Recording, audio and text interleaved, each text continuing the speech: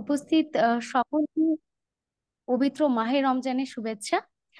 আমি আপনাদের সাথে আছি জ্যোতিরানী গৌড়, ঢাকা বিশ্ববিদ্যালয়ের সাবেক শিক্ষার্থী এবং বাংলাদেশ সপ্তদশ জুডিশিয়াল সার্ভিস পরীক্ষায় সুপারিশপ্রাপ্ত সহকারী জজ বা জুডিশিয়াল ম্যাজিস্ট্রেট। প্রথমেই ডিজুরিকে অসংখ্য ধন্যবাদ এই প্ল্যাটফর্মটি করে দেওয়ার জন্য, যেখানে আমরা একত্রিত হতে পারবো এবং এই জুডিশিয়ারি জার্নিটাকে আমরা শেয়ার করতে পারবো। তো আমাদের সাথে রয়েছেন আমাদের তিনজন সম্মানিত গেস্ট স্পিকার, যারা প্রত্যেকেই হচ্ছে সপ্তদশ জুডিশিয়াল সার্ভিস পরীক্ষার সুপারিশপ্রাপ্ত সহকারী জজ বা জুডিশিয়াল ম্যাজিস্ট্রেট। তো আপনাদেরই মতো ক্যান্ডিডেটদের থেকে বহুল জিজ্ঞাসিত প্রশ্নের মধ্যে থেকে বাছাইকৃত কিছু প্রশ্ন নিয়ে আমাদের এই পুরো সেশনটি, যাতে করে যারা নতুন করে জুডিশিয়াল জার্নিটা শুরু করবেন বা অলরেডি জার্নিতে চলমান আছেন, তারা যেন হচ্ছে এই পুরো জার্নিটাকে, জুডিশিয়ারি স্বপ্নটাকে সুন্দরভাবে বাস্তবায়ন করতে পারেন, কমপ্লিট করতে পারেন জার্নিটাতে। সেটার জন্য কিছু ট্রিক্স অ্যান্ড টেকনিক্স আমরা শেয়ার করব এবং নিজে নিজে পড়লে যে লুফলস গুলি আমাদের চোখে ধরা পড়ে না, যেটা একটা কোচিং সেন্টার বা কোনো মেন্টর, কোনো পারফেক্ট গাইডলাইন আমাদেরকে সঠিক পথের পাথেয় হয়, সেই সম্পর্কে আমরা আমাদের অভিজ্ঞতা শেয়ার করব। তো আমি কালক্ষেপণ না করে আমাদের প্রথম গেস্ট স্পিকারের কাছে চলে যাচ্ছি। তানজিল এনিল আপু, আমাকে কি শুনতে পাচ্ছেন আপনি? জি আপু, শুনতে পাচ্ছি। আচ্ছা আপু, প্রথমেই আপনাকে অনেক অনেক অভিনন্দন। আমাকে দেখা যাচ্ছে আপু? হ্যাঁ, দেখা যাচ্ছে আপু। আপনাকে অনেক অশেষ অভিনন্দন। জি, ধন্যবাদ। আচ্ছা আপু, আমি প্রথমেই জানতে চাচ্ছি, এই যে রেজাল্টটা যে হয়, রেজাল্ট শিটে নিজের রোলটা খুঁজে পেয়ে আপনার প্রথম অনুভূতিটা কি ছিল? এইটা আপু, মানে এমন একটা অনুভূতি ছিল, মানে অবশ্যই এটা খুব আনন্দের। কিন্তু ওই সময়টা আমি বুঝতেও পারিনি যে এটা আমি আসলে কতটা আনন্দিত হয়েছি। কারণ রেজাল্টের পাওয়ার পরে তো অনুভূতিটা বলবো, কিন্তু আগ মুহূর্তটা যদি আমি একটু শেয়ার করি আপনাদের সাথে। যখন দেখলাম, প্রস্তুত ছিলাম না আমরা ওই দিন। 23শে ফেব্রুয়ারি ছিল যে ওই দিনে রেজাল্ট দিবে, কিন্তু যখন দেখলাম সবাই গ্রুপে লিখতেছে রেজাল্ট হয়ে গেছে, এখনো এই যে আমি এখন বলতেছি আমার এখনো শরীরের মানে পশম কাটা দিচ্ছে। যে আমি এতটা নার্ভাস ছিলাম, মানে যে আদৌ আমার রুলটা আমি খুঁজে পাবো কিনা। আমার হাত পা কাঁপতেছিল। তো আমার ওই সাহস ছিল না যে আমি নিজে দেখবো, কারণ তার আগে আমি আরো তিনবার এরকম রেজাল্ট শিট দেখছি। তো নিজে দেখছিলাম, কিন্তু তখন আর খুঁজে পাইনি। এজন্য আরেকজনকে দিয়ে দেখালাম। তো ওইটা আসলে যখন আমাকে বললো যে হ্যাঁ তোমার এসেছে, তখন একবার নিজের চোখ দিয়ে শুধু দেখলাম। যখন দেখলাম রুলটা আমি নিজের চোখে দেখলাম, তখন আমি একটা দীর্ঘ নিঃশ্বাস ফেলছি। প্রথমে যে নিঃশ্বাসটা ধরেন আমি গত 5 বছর যাবত এরকম স্বস্তির নিঃশ্বাস ফেলিনি। হ্যাঁ, মনে হয় এই গত 5 বছর যাবত 2020 সাল থেকে আমি জুডিশিয়ারি জার্নিতে আছি, যুদ্ধ করতেছি। যে আমার বুকের উপরে মনে হচ্ছিল বিশাল বড় একটা পাথর, ওই পাথরটা নিয়ে আমি চলাফেরা করতেছি, সকল কাজকর্ম করতেছি।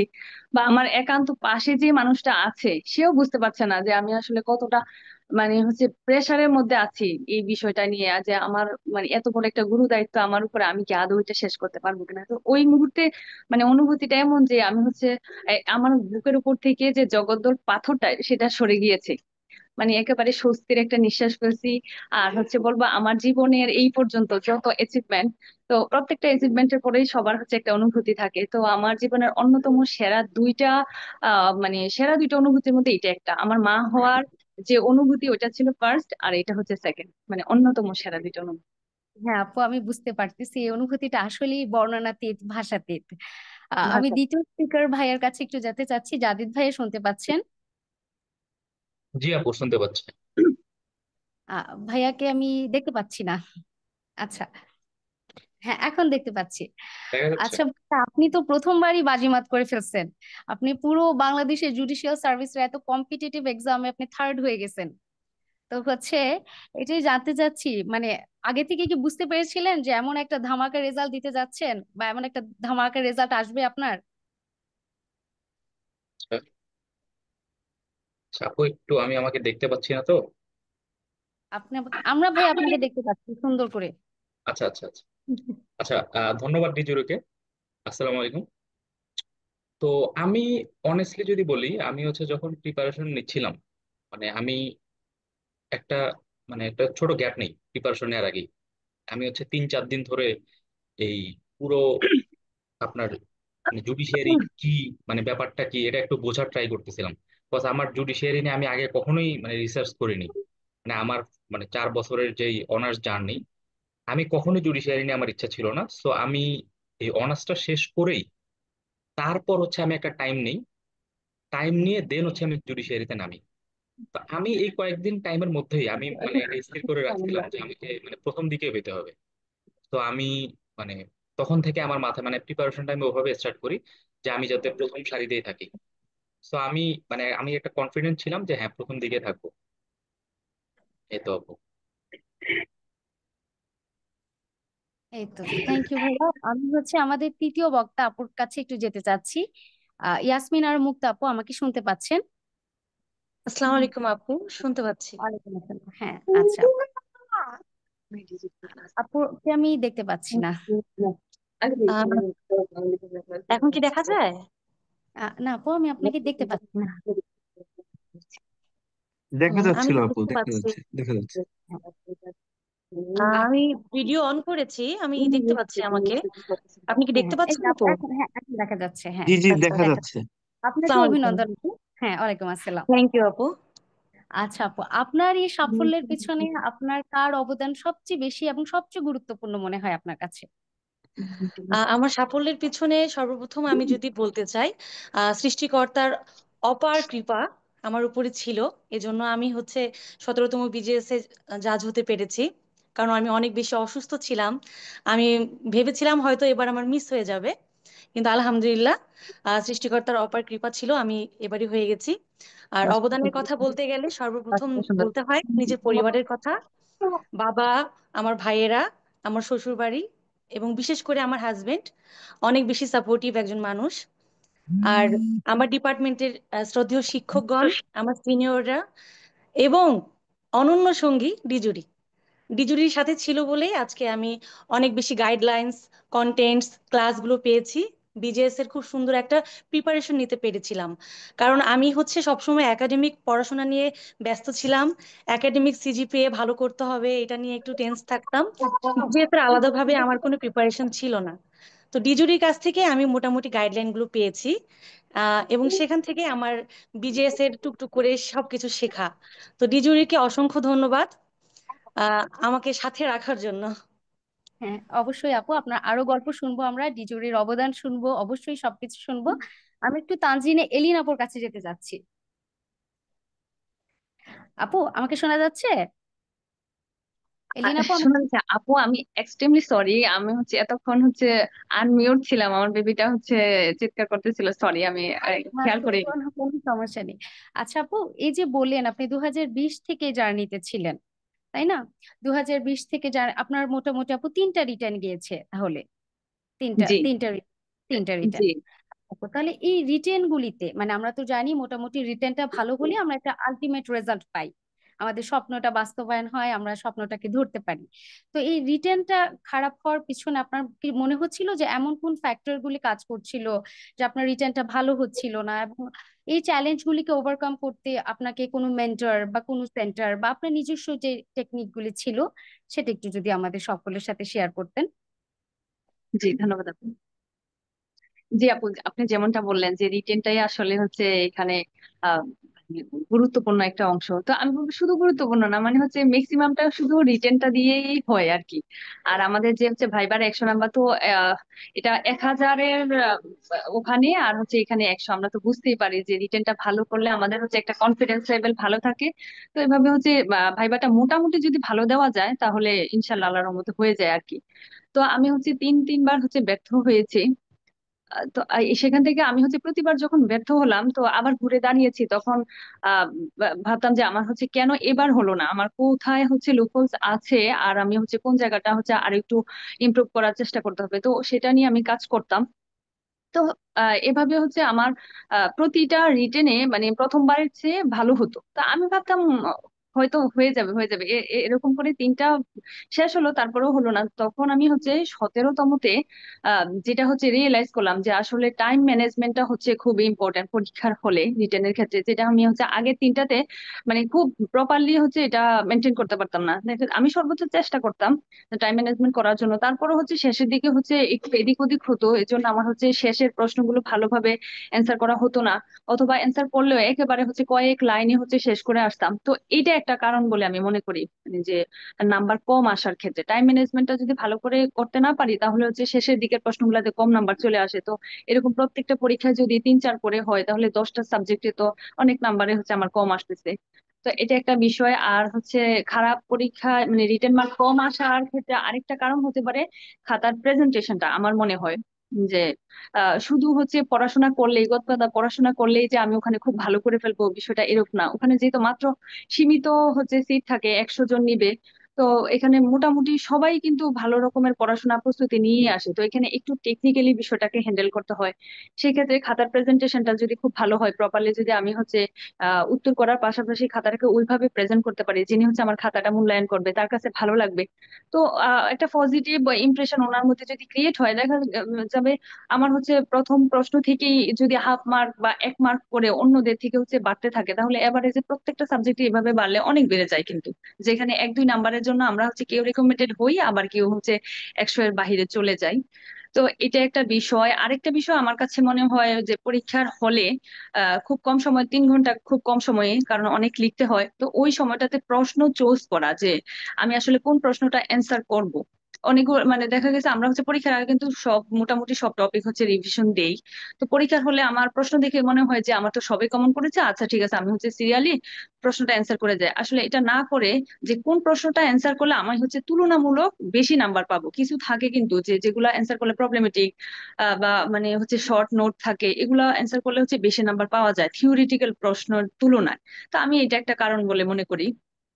আর হ্যাঁ, হচ্ছে জি আপু। রিভিশন, হ্যাঁ, রিভিশনটা দেওয়াটা আর কি, খুব বেশি বেশি রিভিশন দিলে দেখা যায় যে প্রবলেমেটিক যে প্রশ্নগুলা এগুলা শুধু নিজের আইডিয়া থেকে উত্তর করলে অনেক সময় ভুল হয়ে যাওয়ার সম্ভাবনা থাকে, তো বারবার রিভিশন দিলে যেটা হয় আমার হচ্ছে পরীক্ষার হলে ভুল হওয়ার সম্ভাবনাটা কম থাকে। তো এখন আমি হচ্ছে মানে এই বিষয়টা বলতে চাই যে হচ্ছে কিভাবে ওভারকাম করা যায়। তো এটার জন্য আমি যদি টাইম ম্যানেজমেন্টের বিষয়টা বলি, এটা কিন্তু আসলে একদিনে আসলে হয় না। এটা হচ্ছে একটা প্র্যাকটিসের মানে দীর্ঘদিন ধরে যদি প্র্যাকটিস করি আমরা, লেখার অভ্যাসটা যদি থাকে, বা কোথাও যদি আমি হচ্ছে একটু এক্সাম দেই, তাহলে এবার সেটা যার কাছেই হোক, কোনো কোচিং এ হতে হবে বিষয়টা এরকম না।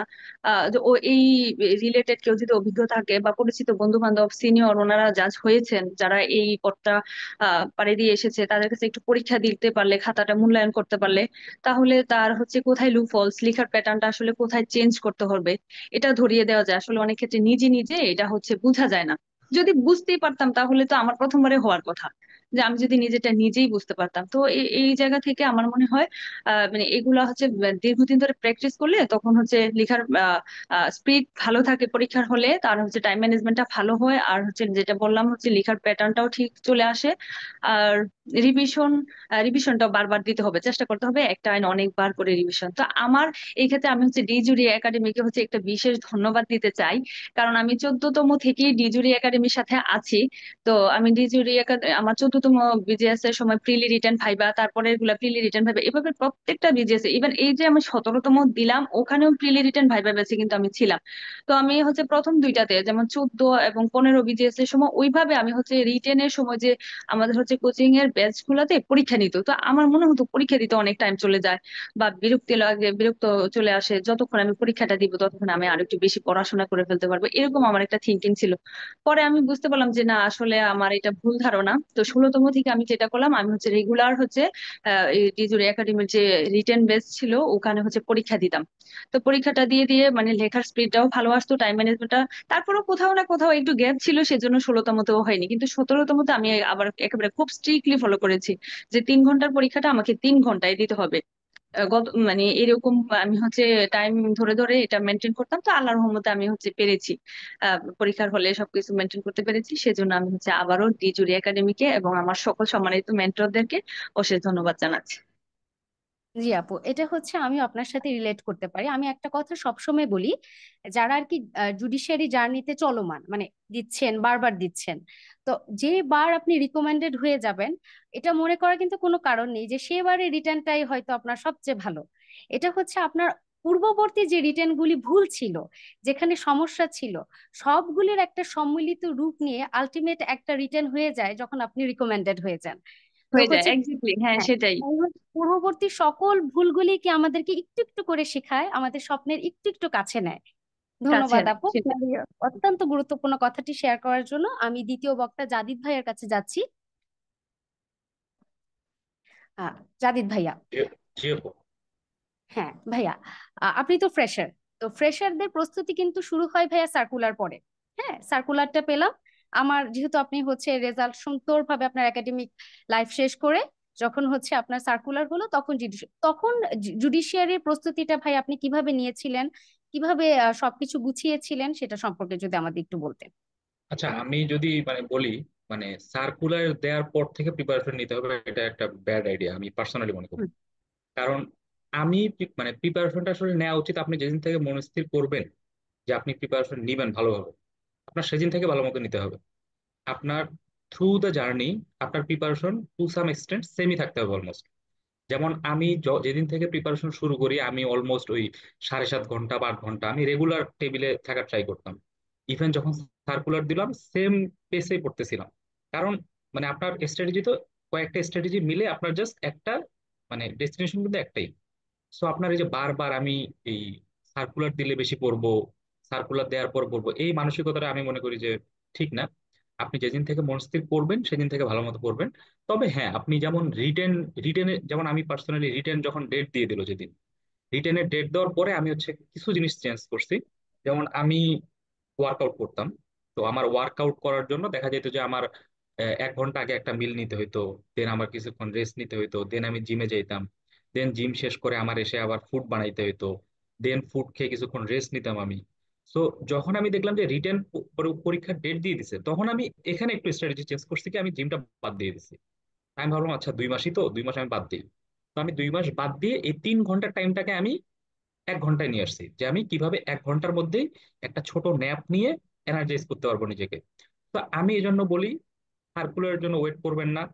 প্রথম থেকে যেদিন থেকে মনস্থির করবেন বা পড়তেছেন, এভাবেই পড়ে যান। টাইমটা অবভিয়াসলি বাড়াবেন পড়ার টাইমটা। আর হচ্ছে ওই কিছুটা টুইক করতে পারেন রিটেনের আগ দিয়ে বা পরীক্ষার কিছুদিন আগ দিয়ে, তখন কিছুটা টুইক করতে পারেন। বাট ইন জেনারেল আপনার উচিত এখন থেকে প্রিপারেশনটা ভালো ভালো মতো নেয়, সার্কুলার জন্য ওয়েট না করা। এই তো। আচ্ছা ভাইয়া, আপনার হচ্ছে এই অল্প দিনের যে প্রিপারেশনটা ছিল, যে শুরুতেই হচ্ছে আপনি যখন প্রিপেয়ার করেছিলেন, তখন কি ভাই আপনি হচ্ছে কোথাও এক্সাম দিয়েছেন, মানে আপনাকে নিজেকেই যাচাই করার জন্য? কারণ প্রথমবারে যে ভীতিটা আমাদের কাজ করে, যে আমি তো একদম নতুন, আমার কোনো অভিজ্ঞতা নেই, অনেক বড় বড় বিশেষ মহারথীরা আমার ক্যান্ডিডেট হবে, কম্পিটিটরস হবে, আমি কিভাবে তাদেরকে কম্পিট করে নিজের সিটটাকে সিকিউর করব, সেটা যাচাই করার জন্য কি ভাই আপনি কোথাও এক্সাম আমি দিয়েছিলেন, বা নিজেকে মূল্যায়ন কিভাবে করেছিলেন? আমি দিয়েছিলাম, এক্সাম দিয়েছিলাম। তবে আমি অনেস্টলি বলতে আমি নাম্বার বেশি পাইতাম না। আমি আচ্ছা। এক্সামগুলোতে অ্যাটেন্ড করতাম, আমি দেখতাম আমি একদম লাস্টের দিকে আমার পজিশন থাকতো। তো আমি যে জিনিসটা রিয়েলাইজ করলাম, বেশিরভাগ স্টুডেন্ট যেটা করে, 1-2টা পরীক্ষায় নাম্বার কম পাইলে ওরা হচ্ছে বই দেখে দেওয়ার একটা টেন্ডেন্সি থাকে। আচ্ছা আমি নাম্বার কম পাচ্ছি, বই দেখে দিচ্ছি। বাট আমি যখন পরীক্ষাগুলো দিতাম, আমি মানে প্রিপারেশন তো নিতাম ডেফিনেটলি, নিয়ে আমি যে মার্কটা পাইতাম, আমি নর্মালি 100-এ ওই আমার মার্ক থাকতো এরকম 55 থেকে 62 67 এরকম মার্কের বেশি আমি উঠতে পারতাম না। তো আমি তারপরও এক্সামে অ্যাটেন্ড করার ট্রাই করছি। আমিও সবাইকে বলি যারা এক্সাম ব্যাচে যদি ভর্তি হন, ডেফিনেটলি এক্সাম দিবেন। মার্কস কত আসে আসুক, ম্যাটার করে না। এক্সাম গুলা কোনো কিছু দেখবেন না, এক্সাম দিবেন, ল্যাকিং গুলা আইডেন্টিফাই করবেন, দেন পরের এক্সামে ওই অনুযায়ী প্রিপারেশন নিবেন। এই তো আপু। থ্যাংক ইউ ভাইয়া। আচ্ছা, আমি হচ্ছে মুক্তা আপুর কাছে একটু যেতে চাচ্ছি। আপু। জি আপু। হ্যাঁ আপু, আমাদের এই বড় বড় আইন, হ্যাঁ, বড় বড় আইন কিভাবে পড়বো, গোছানো নাই, এক রাতে শেষ করতে হবে, এই ব্যাপারে আপনার একটু টিপস শুনতে চাচ্ছি যে আপনি বড় বড় আইনগুলি কিভাবে গুছিয়ে পড়তেন, আর যেগুলি খুব মানে টেকনিক অ্যাপ্লাই করতেন, যেটা আমার পরীক্ষার আগের দিন রাতে আমি একবার করে হলে অন্তত রিভাইজ করে যেতে পারি, আর আমার যাতে কোথাও কিছু মিস না হয়ে যায়। কারণ পরীক্ষার রাতে একবার করে না দেখে গেলে ওটা যতই আগে পড়া থাকুক মনে হচ্ছে যে আমার কমপ্লিট একটা প্রিপারেশন নেওয়া হলো না। তো এটা সহজ করে ছোট করে গুছিয়ে কিভাবে নিয়েছিলেন একটু বল। এই প্রশ্নটা পুরোপুরি আমার সাথে প্রাসঙ্গিক। কারণ হচ্ছে আমি একাডেমিক লাইফে ফার্স্ট ইয়ার থেকে চেষ্টা করতাম যে সাবজেক্টগুলো আমার বিজিএস এর সাথে আছে সেগুলো আমি থরলি পড়তাম, এবং ওগুলোতে আমার বেসিকটাকে স্ট্রং করার চেষ্টা করতাম, এবং বেয়ারেক্ট ভিত্তিক পড়াশোনাটা বেশি করতাম। যেমন সিআরপিসি, পেনাল কোড, সিপিসি, এগুলো ডাইরেক্ট ভিত্তিক পড়াশোনা করার চেষ্টা করতাম। এর পাশাপাশি বিজেএস এর যে প্রিভিয়াস ইয়ারের কোশ্চেন গুলো আছে সেগুলো সলভ করার চেষ্টা করতাম। না পারলে কোনো রেফারেন্স বুকের হেল্প নিতাম, কিন্তু চেষ্টা করতাম সবসময় ডাইরেক্ট ভিত্তিক যাতে অ্যান্সারটা করা যায়, এবং এটা আমাকে অনেক হেল্প করেছে। আমি একাডেমিক লাইফে এজন্য ভালো মার্ক ক্যারি করতে পারছি, এবং আমি যখন ডিজুরিতে ছিলাম রিটেন এক্সাম ব্যাচেও আমি খুব ভালো করছিলাম। কিন্তু ওই যে বলে দৈব দুর্ঘটনা, অ্যাক্ট অফ গড, এরকম আমার কিছু লাইফে দুর্ঘটনা ঘটে যার কারণে আমি রিভিশন দিতে পারিনি। আমার যখন আমাদের যখন রিটেন পরীক্ষার বিজ্ঞপ্তিটা দেয় সেকেন্ড টাইম, তখন আমাদের হাতে প্রায় 1 মাসের মতো সময় ছিল। ওই সময়টা আমি একটু কাজে লাগাতে পারিনি কারণ আমি খুব বেশি অসুস্থ ছিলাম। কিন্তু আমার বেসিকটা স্ট্রং ছিল, মাদার ল গুলোর উপরে আমার ভালো একটা ভরসা ছিল যে না, আমি মোটামুটি লিখে আসতে পারবো, 80% হলেও পারবো। তো এগুলো আমি প্রথম থেকে ডাইরেক্ট ভিত্তিক পড়াশোনা করার কারণে দেখা গেছে যে আমি পরীক্ষার আগের দিন রাতটা যেটুকু মানে সময় পাইছি ওর মধ্যে পড়াশোনা করে আমি পরীক্ষা দিছি। আলহামদুলিল্লাহ আমি এভারেজ সবগুলোতে সার্ভাইভ করছি। তো আমার কাছে মনে হয় সবাই যদি ডাইরেক্ট ভিত্তিক পড়াশোনাটা করেন প্রথম থেকে, যারা একেবারে ফ্রেশার তারা বা যারা আবার দিচ্ছেন তারাও ডাইরেক্ট ভিত্তিক পড়াশোনা করলে এটা আসলেই কাজে দেয়। এর পাশাপাশি আমরা সাজসজ্জা হিসেবে অর্নামেন্টাল আমরা হচ্ছে রেফারেন্স বুক দেখতে পারি। অনেক বড় ভাইয়া পুরো অনেক বিষয়ে টিপস দেন, অনেক কন্টেন্ট থাকে, কোচিং এর কন্টেন্ট গুলো আমরা ইউজ করতে পারি। কিন্তু বেয়ার বইগুলো হচ্ছে আমাদের মূল হাতিয়ার হওয়া উচিত। থ্যাংক ইউ আপু। আমি এলিন আপুর কাছে যাচ্ছি। হ্যাঁ, আপুর কাছে আমার একটা প্রশ্ন। আপু শুনতে পাচ্ছেন? জি আপু, শুনতে পাচ্ছি।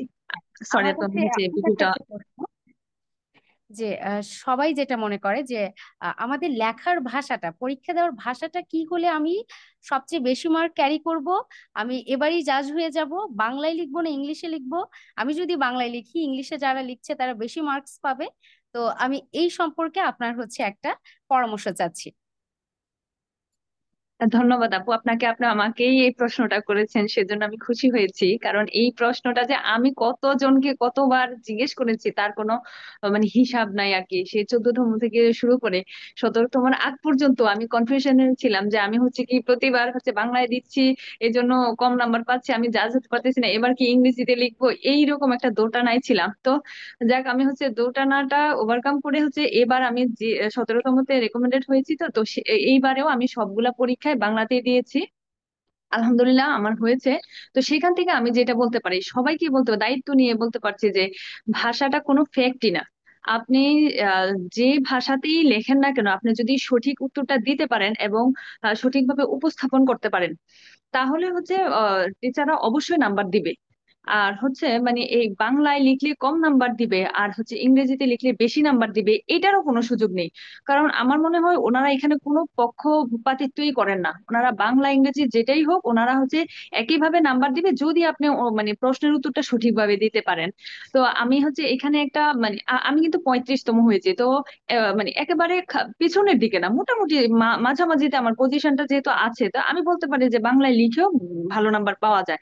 আমি আরেকটা যদি মানে উদাহরণ হিসেবে বলি, আমাদের মানে আমাদের জগন্নাথ ইউনিভার্সিটি থেকেই আমার হচ্ছে ছোট বোন একটা এবার হচ্ছে রেকমেন্ডেড হয়েছে। সে অষ্টম হয়েছে, পজিশন অষ্টম তার, কিন্তু সে সবগুলো পরীক্ষাই হচ্ছে বাংলাতে দিয়েছে। তাহলে এটা থেকেও এটা প্রমাণিত হয় যে আসলে বাংলাটা কোনো বিষয় না, ইংরেজিটাও কোনো বিষয় না, যে যেটাতে ভালো পারবে, যার যেটাতে কমফোর্ট মনে হবে যে আমি এটাতে লিখলে আমি ভালোভাবে প্রকাশ করতে পারবো, আবার তারপর আবার অনেকের বিষয় থাকে যে আমি আসলে বাংলায় লিখলে আমার হচ্ছে মানে হাতের লেখার স্পিডটা কম থাকে বা ইংরেজিতে লিখলে কম থাকে, সেটার উপরে ডিপেন্ড করতে পারে যে আপনি আসলে কোন ভাষাটাকে চয়েস করবেন। তো সেই ক্ষেত্রে আপনার উপরেই ডিপেন্ড করতেছে আপনি কোনটাতে কমফোর্ট ফিল করেন, কোনটা লিখলে আপনি ভালোভাবে উপস্থাপন করতে পারেন। এতটুকুই আপু, এখানে নাম্বারের কোনো পার্থক্য হয় না, বা ওনারা খুব বেশি আপনাকে ভালো বা খারাপ এরকম মনে করবে তারও কোনো সুযোগ নেই। আমার ব্যক্তিগত মতামত এটা আপু। হ্যাঁ, আপু, ক্যান্ডিডেট থেকে একটা ছোট্ট জিজ্ঞাসা ছিল। তারা বলছে জি। যে ধারার যে শব্দগুলি একদম ধরা বাঁধা ওই শব্দগুলি ব্যবহার করে লিখবো, না নিজের মতো করে সিনোনিম ব্যবহার করে আইন লেখা যায়, এই সম্পর্কে আপনি একটা স্পষ্ট ধারণা যদি দিয়ে দিতেন। জি জি, এক্ষেত্রে হচ্ছে না, এটা তো মোটেও হচ্ছে টিচাররা আমাদের কাছে প্রত্যাশাই করেন না যে হুবহু লিখবো। আমি কি রোবট নাকি যে আমি হচ্ছে হুবহু লিখবো?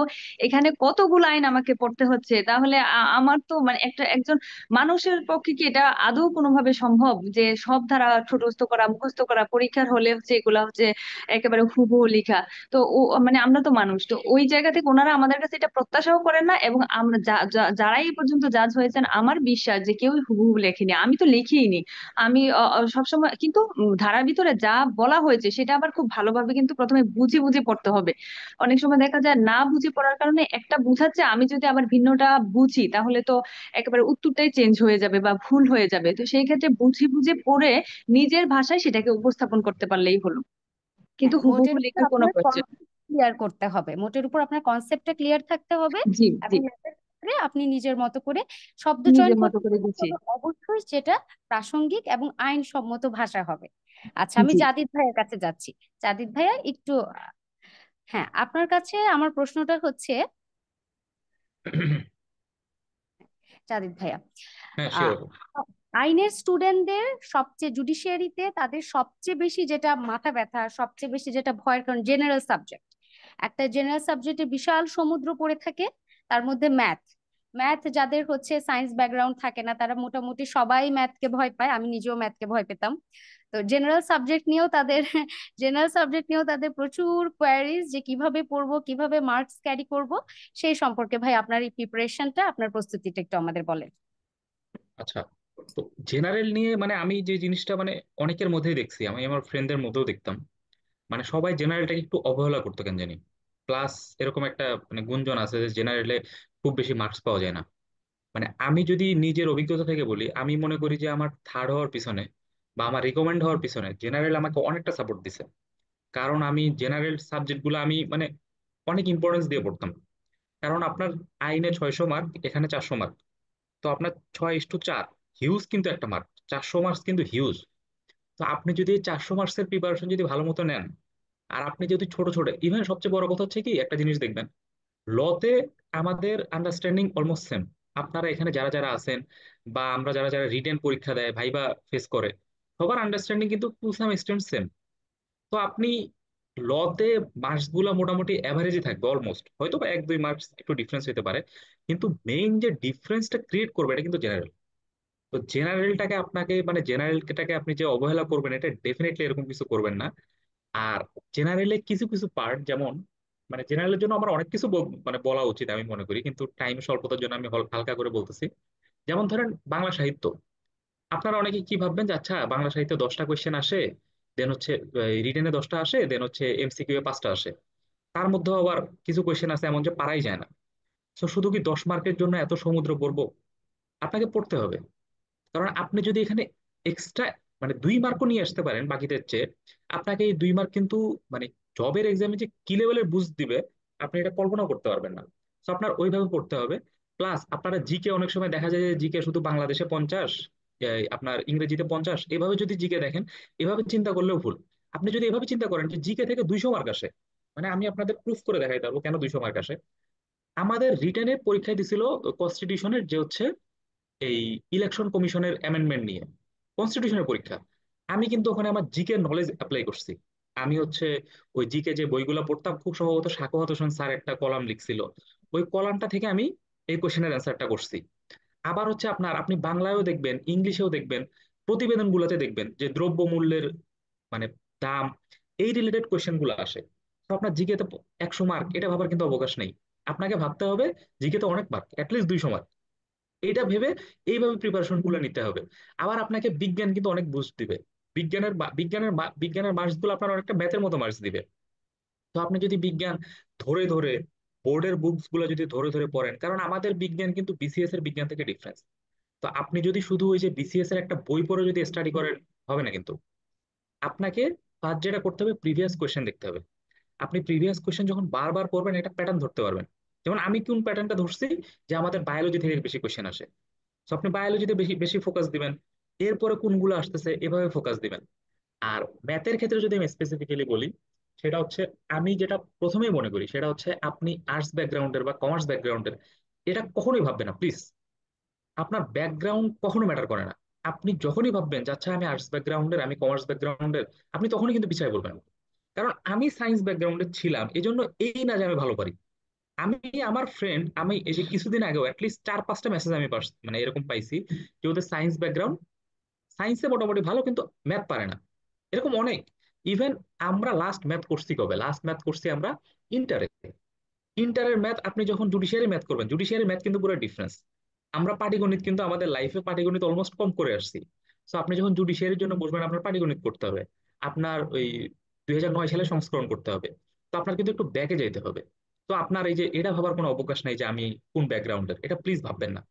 আপনার সবাই সেম লেভেল ফিল্ডে আছেন অলমোস্ট। তো আপনি যেটা করতে পারেন আপনার জায়গা থেকে, আপনি প্রথমে যেটা করবেন ক্লাস 6 এর বই দিয়ে স্টার্ট করবেন। 6 এর বোর্ড বই আপনার হচ্ছে 2013 তেরো এর ভার্সন গুলো, 13 বা 13-র আগের এই ভার্সন গুলো। তো 6 এর বই থেকে সরল পাবেন, সরল একটা কোশ্চেন আসেই। তো সরলটা আপনি ভালো মতো করলে 5 মার্ক পেয়ে যাচ্ছেন। এরপর 7 করেন, 8 করেন, 9-10 করেন। আপনি দেখবেন আমাদের মানে আমাদের যে 17তম জুডিশিয়ারি, একটা মেজর পোর্শন কিন্তু বোর্ড বুক থেকে আসছে, মানে পুরো বইয়ের ম্যাথ তুলে দিছে।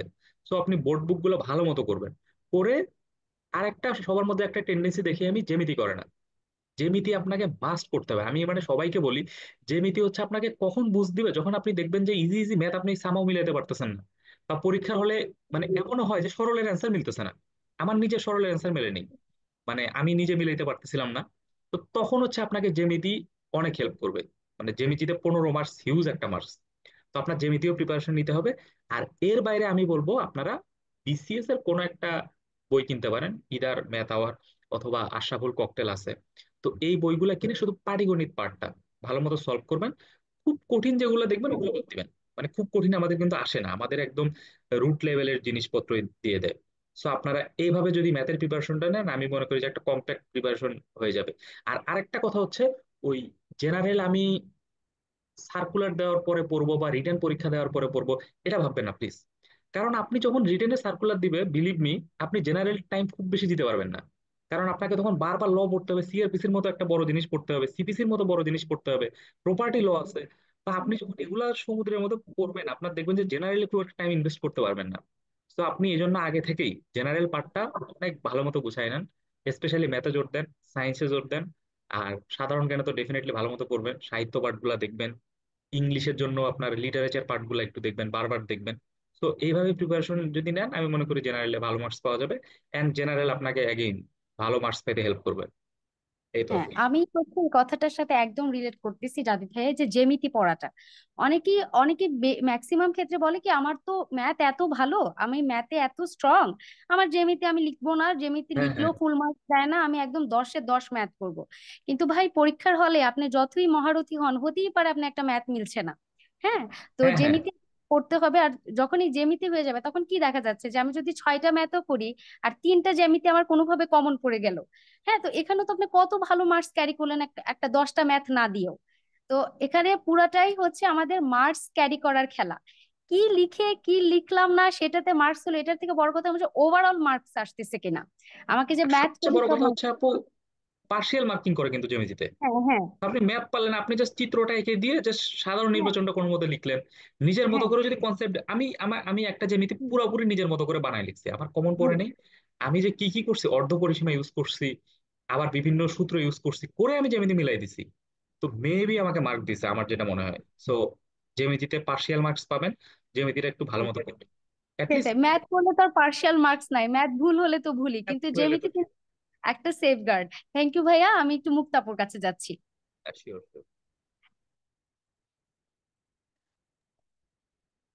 মুক্তাপু। জি আপু। হ্যাঁ, সবাই বলে যাদের চাকরি হয় তাদের প্রচুর লিখতে হয়, প্রচুর লিখতে হয়, না লিখলে হবে না এবং খাতা ভরে ভরে লিখে আসতে হবে। তো এই ক্ষেত্রে আপনার একটা স্পষ্ট পরামর্শ চাচ্ছি আমাদের ক্যান্ডিডেটদের জন্য, যে স্ট্যান্ডার্ডটা কেমন হওয়া উচিত, কি লিখতে হবে, কি লেখা বাদ দিতে হবে, সেটা সম্পর্কেও একটু যদি ধারণা দিতেন।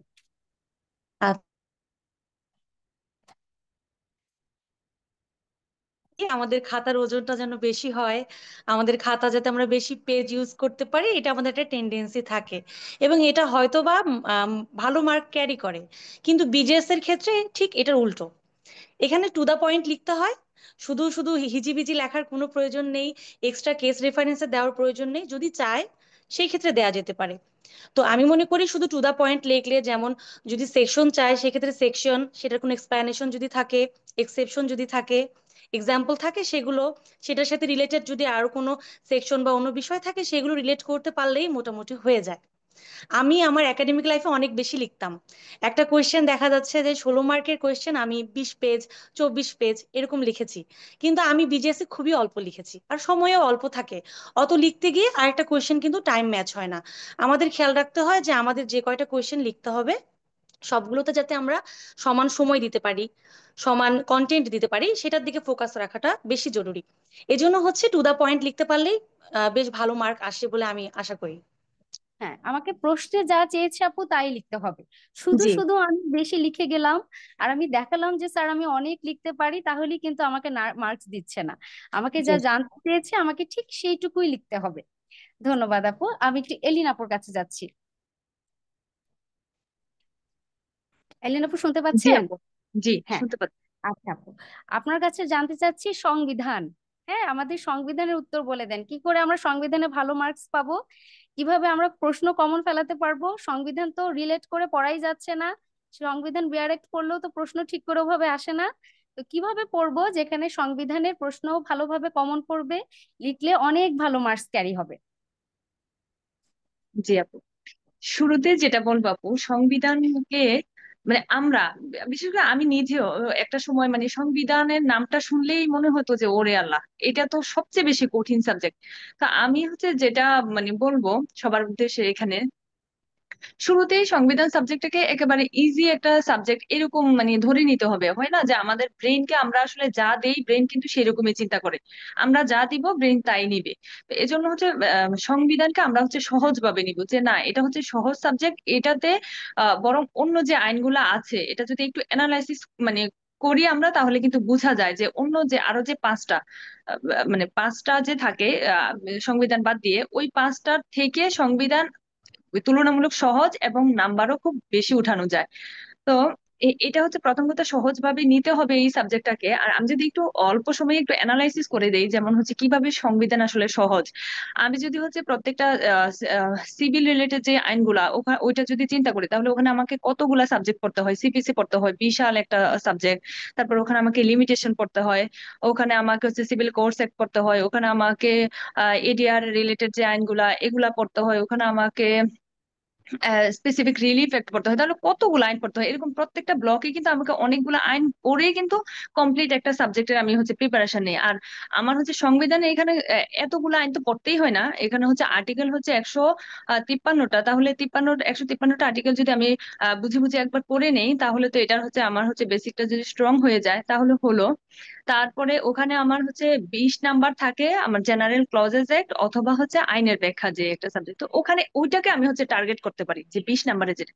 অনেক সময় হয় কি আমরা ওই সারাদিন হচ্ছে সংবিধান নিয়ে পড়ে থাকি, সংবিধানের কমেন্টারি বই পড়তে থাকি, কিন্তু ওই ওখানে যে আমার আবার 20 নাম্বার আছে, এটাকে মোটামুটি ভাবি কি মোটামুটি লিখলে হয়ে যাবে কোনো রকম, আসলে না। এইটাই হচ্ছে মেনে হচ্ছে একটা খেলা আমার মনে হয়, যে এখানে প্রথমেই প্রিপারেশনটা নিতে হবে ওই 20 নাম্বার দিয়ে, 80 নাম্বার দিয়ে না, কিন্তু সংবিধানে 80 নাম্বার দিয়ে না, 20 নাম্বার আমি হচ্ছে টার্গেট করবো। তো ওক্ষেত্রে আমার মনে হয় আমি হচ্ছে যেটা করেছি, জেনারেল ক্লজেস কে মানে কেউ কেউ হয়তো ভয় পেতে পারে যে এটা না পড়ে আইনের ব্যাখ্যাটা পড়ে, তো আমার কাছে আবার জেনারেল ক্লজেস একটাকে ভালো লাগতো, যে না এখানে মানে একটু ভালো করে পড়লে ভালো নাম্বার উঠানো যায়। তো আমার মনে হয় এই জায়গাটা টার্গেট করে এমন ভাবে পড়তে হবে যে এখানে আমি সর্বোচ্চ 17-18 যেন পাই, আমার টার্গেটটা এরকম থাকতে হবে। তারপরে আমি যদি সংবিধানে যে 80 নাম্বার থাকে ওখানে আমি হচ্ছে টপিক ওয়াইজ পড়বো, একেবারে মানে অনুচ্ছেদ ভিত্তিক তো ওখানে পড়া যাবে না, আমাকে হচ্ছে টপিক গুলো আগে সিলেক্ট করতে হবে। যেমন হচ্ছে প্রিয়াম্বল থেকে প্রতিবারের প্রশ্ন আসে, তারপর হচ্ছে ফান্ডামেন্টাল রাইটস, যেগুলা ফান্ডামেন্টাল প্রিন্সিপাল, এরকম টপিক ওয়াইজ কতগুলা টপিক হচ্ছে আমি সিলেক্ট করব। সিলেক্ট করে আমি হচ্ছে এরকম টপিকের উপরে কয়েকটা বই নিয়ে আমি নোট করে ফেলতে পারি সংবিধানের জন্য। সবগুলো আইনে তো আসলে নোট করা ওইভাবে যায় না, কিন্তু সংবিধানে নোট করা যায়। কয়েকটা বই থেকে আমি নোট যদি করে ফেলি, তাহলে আমি হচ্ছে এই টপিক গুলাই থেকে যেই প্রশ্নই আসুক না কেন, সরাসরি কমন না পড়লেও আমি লিখতে পারবো। এটা মানে সবার হুম। ক্ষেত্রে, যে হ্যাঁ আমি হচ্ছে আমার ওই নোটটা থেকে যে প্রশ্নই আসুক আমি রিলেট করে কিছু না কিছু লিখতে পারবো। তাহলে মোটামুটি হচ্ছে আমার কিন্তু কমন ফেলানো গেল। তারপর হচ্ছে একটু বেশি নাম্বার কিভাবে পেতে পারি, এই ক্ষেত্রে সংবিধানে কিন্তু ডক্টরিন, অনেকগুলো ডক্টরিন আছে। তো ডক্টরিন গুলো কিন্তু আবার পরীক্ষা আসেও প্রতিবারে। হচ্ছে আমরা যদি প্রশ্ন অ্যানালাইসিস করি, ডক্টরিন থেকে প্রশ্ন আসে। আর হচ্ছে একেবারে একান্ত কোথাও যদি ডক্টরিন নাও আসে, এরকম এই রিলেটেড কোনো প্রশ্ন আসলে আমি যদি নিজের থেকে ডক্টরিনটা দিতে পারি, তাহলে আমার নাম্বার মানে বেড়ে যাচ্ছে।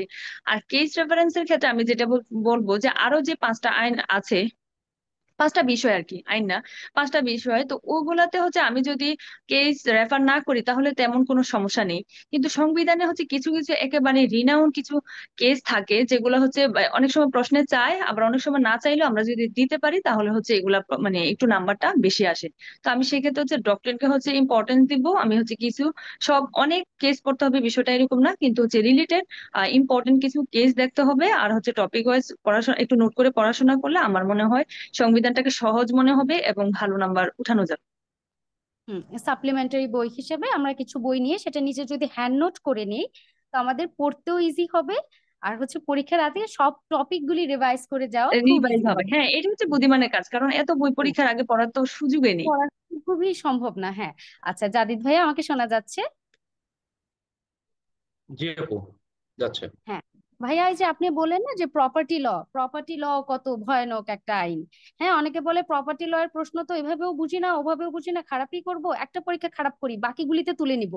হ্যাঁ, একটা অন্য আইন ভালো করে লিখে ফেলবো, প্রপার্টিটা একটা লামসাম পড়ে দিয়ে পরীক্ষা দিয়ে আসি।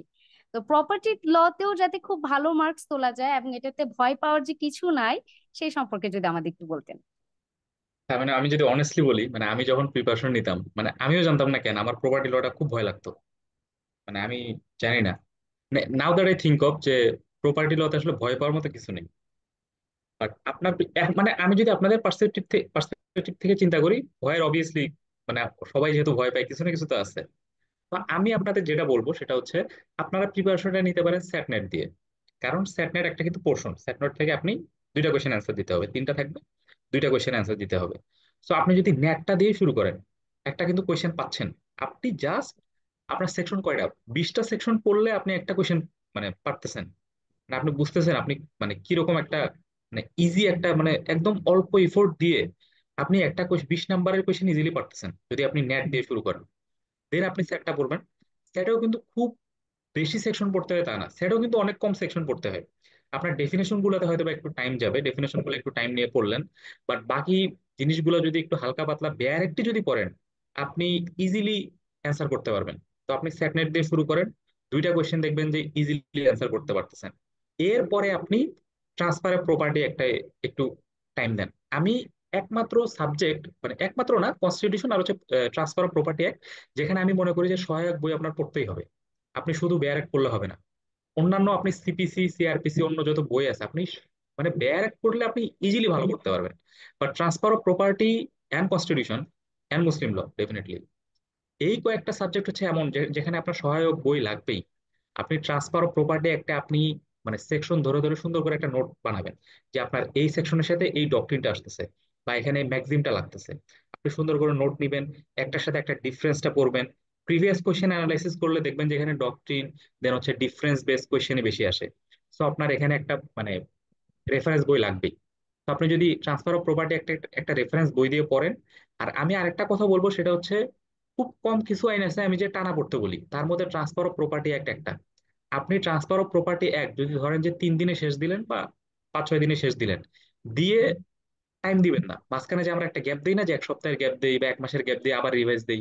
ট্রান্সফার অফ প্রপার্টি অ্যাক্টে এই কাজটা করবেন না আপনি। একবার রিভাইজ দেওয়ার পর পরই 2 দিন পর আবার রিভাইজ দিবেন। এই রিভাইজ শেষ করে 3 দিন পর আবার রিভাইজ দিবেন, 4 দিন পর আবার রিভাইজ দিবেন। আমি এটা এই জন্য বলতেছি, আমি এই সাবজেক্টে অনেক প্যারা খাইছি। মানে এটা আয়ত্তে আনা যে কি কঠিন লাগতো আমার কাছে। তো আপনি যদি এভাবে কয়েকবার টানা রিভাইজ দেন, দেখবেন যে এর মতো ইজি কিছু আর লাগবে না। তো আপনি স্যাটনেটে আপনি 20 মার্ক পাচ্ছেন, ট্রান্সফার অফ প্রপার্টি থেকে 20 বা 40ও আসতে পারে। 40 যদি আপনার একটা ভালো মার্কস কিন্তু কভার হয়ে যাচ্ছে। এরপরে আপনি রেজিস্ট্রেশন সুন্দর করে জাস্ট বেয়ার এক পড়লেন, আর কন্ট্রাক্টটা আপনি 1 থেকে 75টা খুব ভালো মতো পড়বেন। দেন বাকিগুলো যদি মানে পড়তে ইচ্ছা হয় ডেফিনেটলি পড়বেন। এই তো। তো মানে প্রপার্টি অ্যাক্টে এখন আমার মনে হয় যে ভয় করার আসলে কিছু নেই। আপনারাও একটু ভালো মতো বসে বসে একটু চিন্তা করেন, দেখেন যে এটা কিন্তু আসলে মানে ভয় পাওয়ার মতো আসলে কোনো কিছু না কিন্তু। আপনারা সুন্দর করে যে ধরে ধরে রিভাইজ করেন যে আচ্ছা স্যাটনেট থেকে আমার 2টা অ্যান্সার করতে হবে, দেন হচ্ছে এই পার্ট থেকে অর্থাৎ transfer of property contract act আর হচ্ছে রেজিস্ট্রেশন, এখান থেকে আমার 3টা অ্যান্সার করতে হবে 5টা থেকে। সো আপনারা যদি মানে সুন্দর করে একটা প্রিপারেশন নেন, এখানে কিন্তু অনেক ভালো কিছু করতে পারবেন। ইভেন এই মানে প্রপার্টি পার্টটায় মার্কস কিন্তু অনেক ভালো আসে, প্রপার্টি আর হচ্ছে স্পেশাল ল অনেক ভালো মার্কস ক্যারি করতে পারবেন। তো এভাবে প্রিপারেশনটা নেন, ভালো মার্কস আসবে। হ্যাঁ, এই স্ট্র্যাটেজিক মানে প্রপার্টি লতে স্ট্র্যাটেজিক হতে হবে, হ্যাঁ, মোটের উপর কথা স্ট্র্যাটেজিক হতে হবে। যখন আমি পার্ট পার্টে গুছিয়ে ফেলতেছি পড়াটা, স্যাটনেটের জন্য আলাদা পার্ট, হ্যাঁ, হ্যাঁ, আমার টিপির জন্য আলাদা পার্ট, রিটেন রেজিস্ট্রেশনের জন্য আলাদা পার্ট, দেখা যাচ্ছে পড়ার গন্ডিটা ছোট হয়ে যাচ্ছে। ছোট হয়ে হ্যাঁ, যাচ্ছে, হ্যাঁ। দেখা যাচ্ছে যে টিপি অ্যাক্ট থেকে, যেমন ভাইয়া বললো, টিপি অ্যাক্ট থেকে যদি আমার 2টা কোয়েশ্চেন চলে আসে, আমি যদি 40 করে ফেলতে পারি, আর রেজিস্ট্রেশন আমার কন্ট্রাক্টটা না পড়লেও হয়ে যায়, কন্ট্রাক্টটা কন্ট্রাক্ট আমার হ্যাঁ। মানে আমি কিন্তু আপু কন্ট্রাক্ট, আমি যেহেতু ফার্স্ট টাইমার ছিলাম, আমি কিন্তু আমাদের তো রিটেন একবার ডেট দিছিল, আমি তখন হচ্ছে হ্যাঁ, কন্ট্রাক্ট আমি টাচই করিনি এবার। হ্যাঁ, হ্যাঁ, তো পরে কন্ট্রাক্ট যখন অনেকের দেখলাম যে এক্সট্রা টাইম পাইলাম আমি, তখন হ্যাঁ, হচ্ছে আমি কন্ট্রাক্টটা ভালো মতো রিভাইজ করছি। সো আপনাদের যদি হাতে টাইম থাকে ডেফিনেটলি কন্ট্রাক্ট, তবে আমি পার্সোনালি মনে করি 1 থেকে 75 ধারাটা পড়ে ফেলেন, মানে টাইম হ্যাঁ, এটাকে ইম্পর্টেন্ট ধরে পড়ে ফেলেন। হ্যাঁ। ধন্যবাদ জাদিদ ভাই, আমি যাচ্ছি একটু মুক্তা আপুর কাছে। জি আপু। হ্যাঁ আপু, এই যে মুসলিম লয়ের ইনহেরিটেন্স, হ্যাঁ, অনেকে বলে যে আমি ইনহেরিটেন্স ভালো পারি না, তার মানে আমি ভালো মার্কস ক্যারি করতে পারবো না।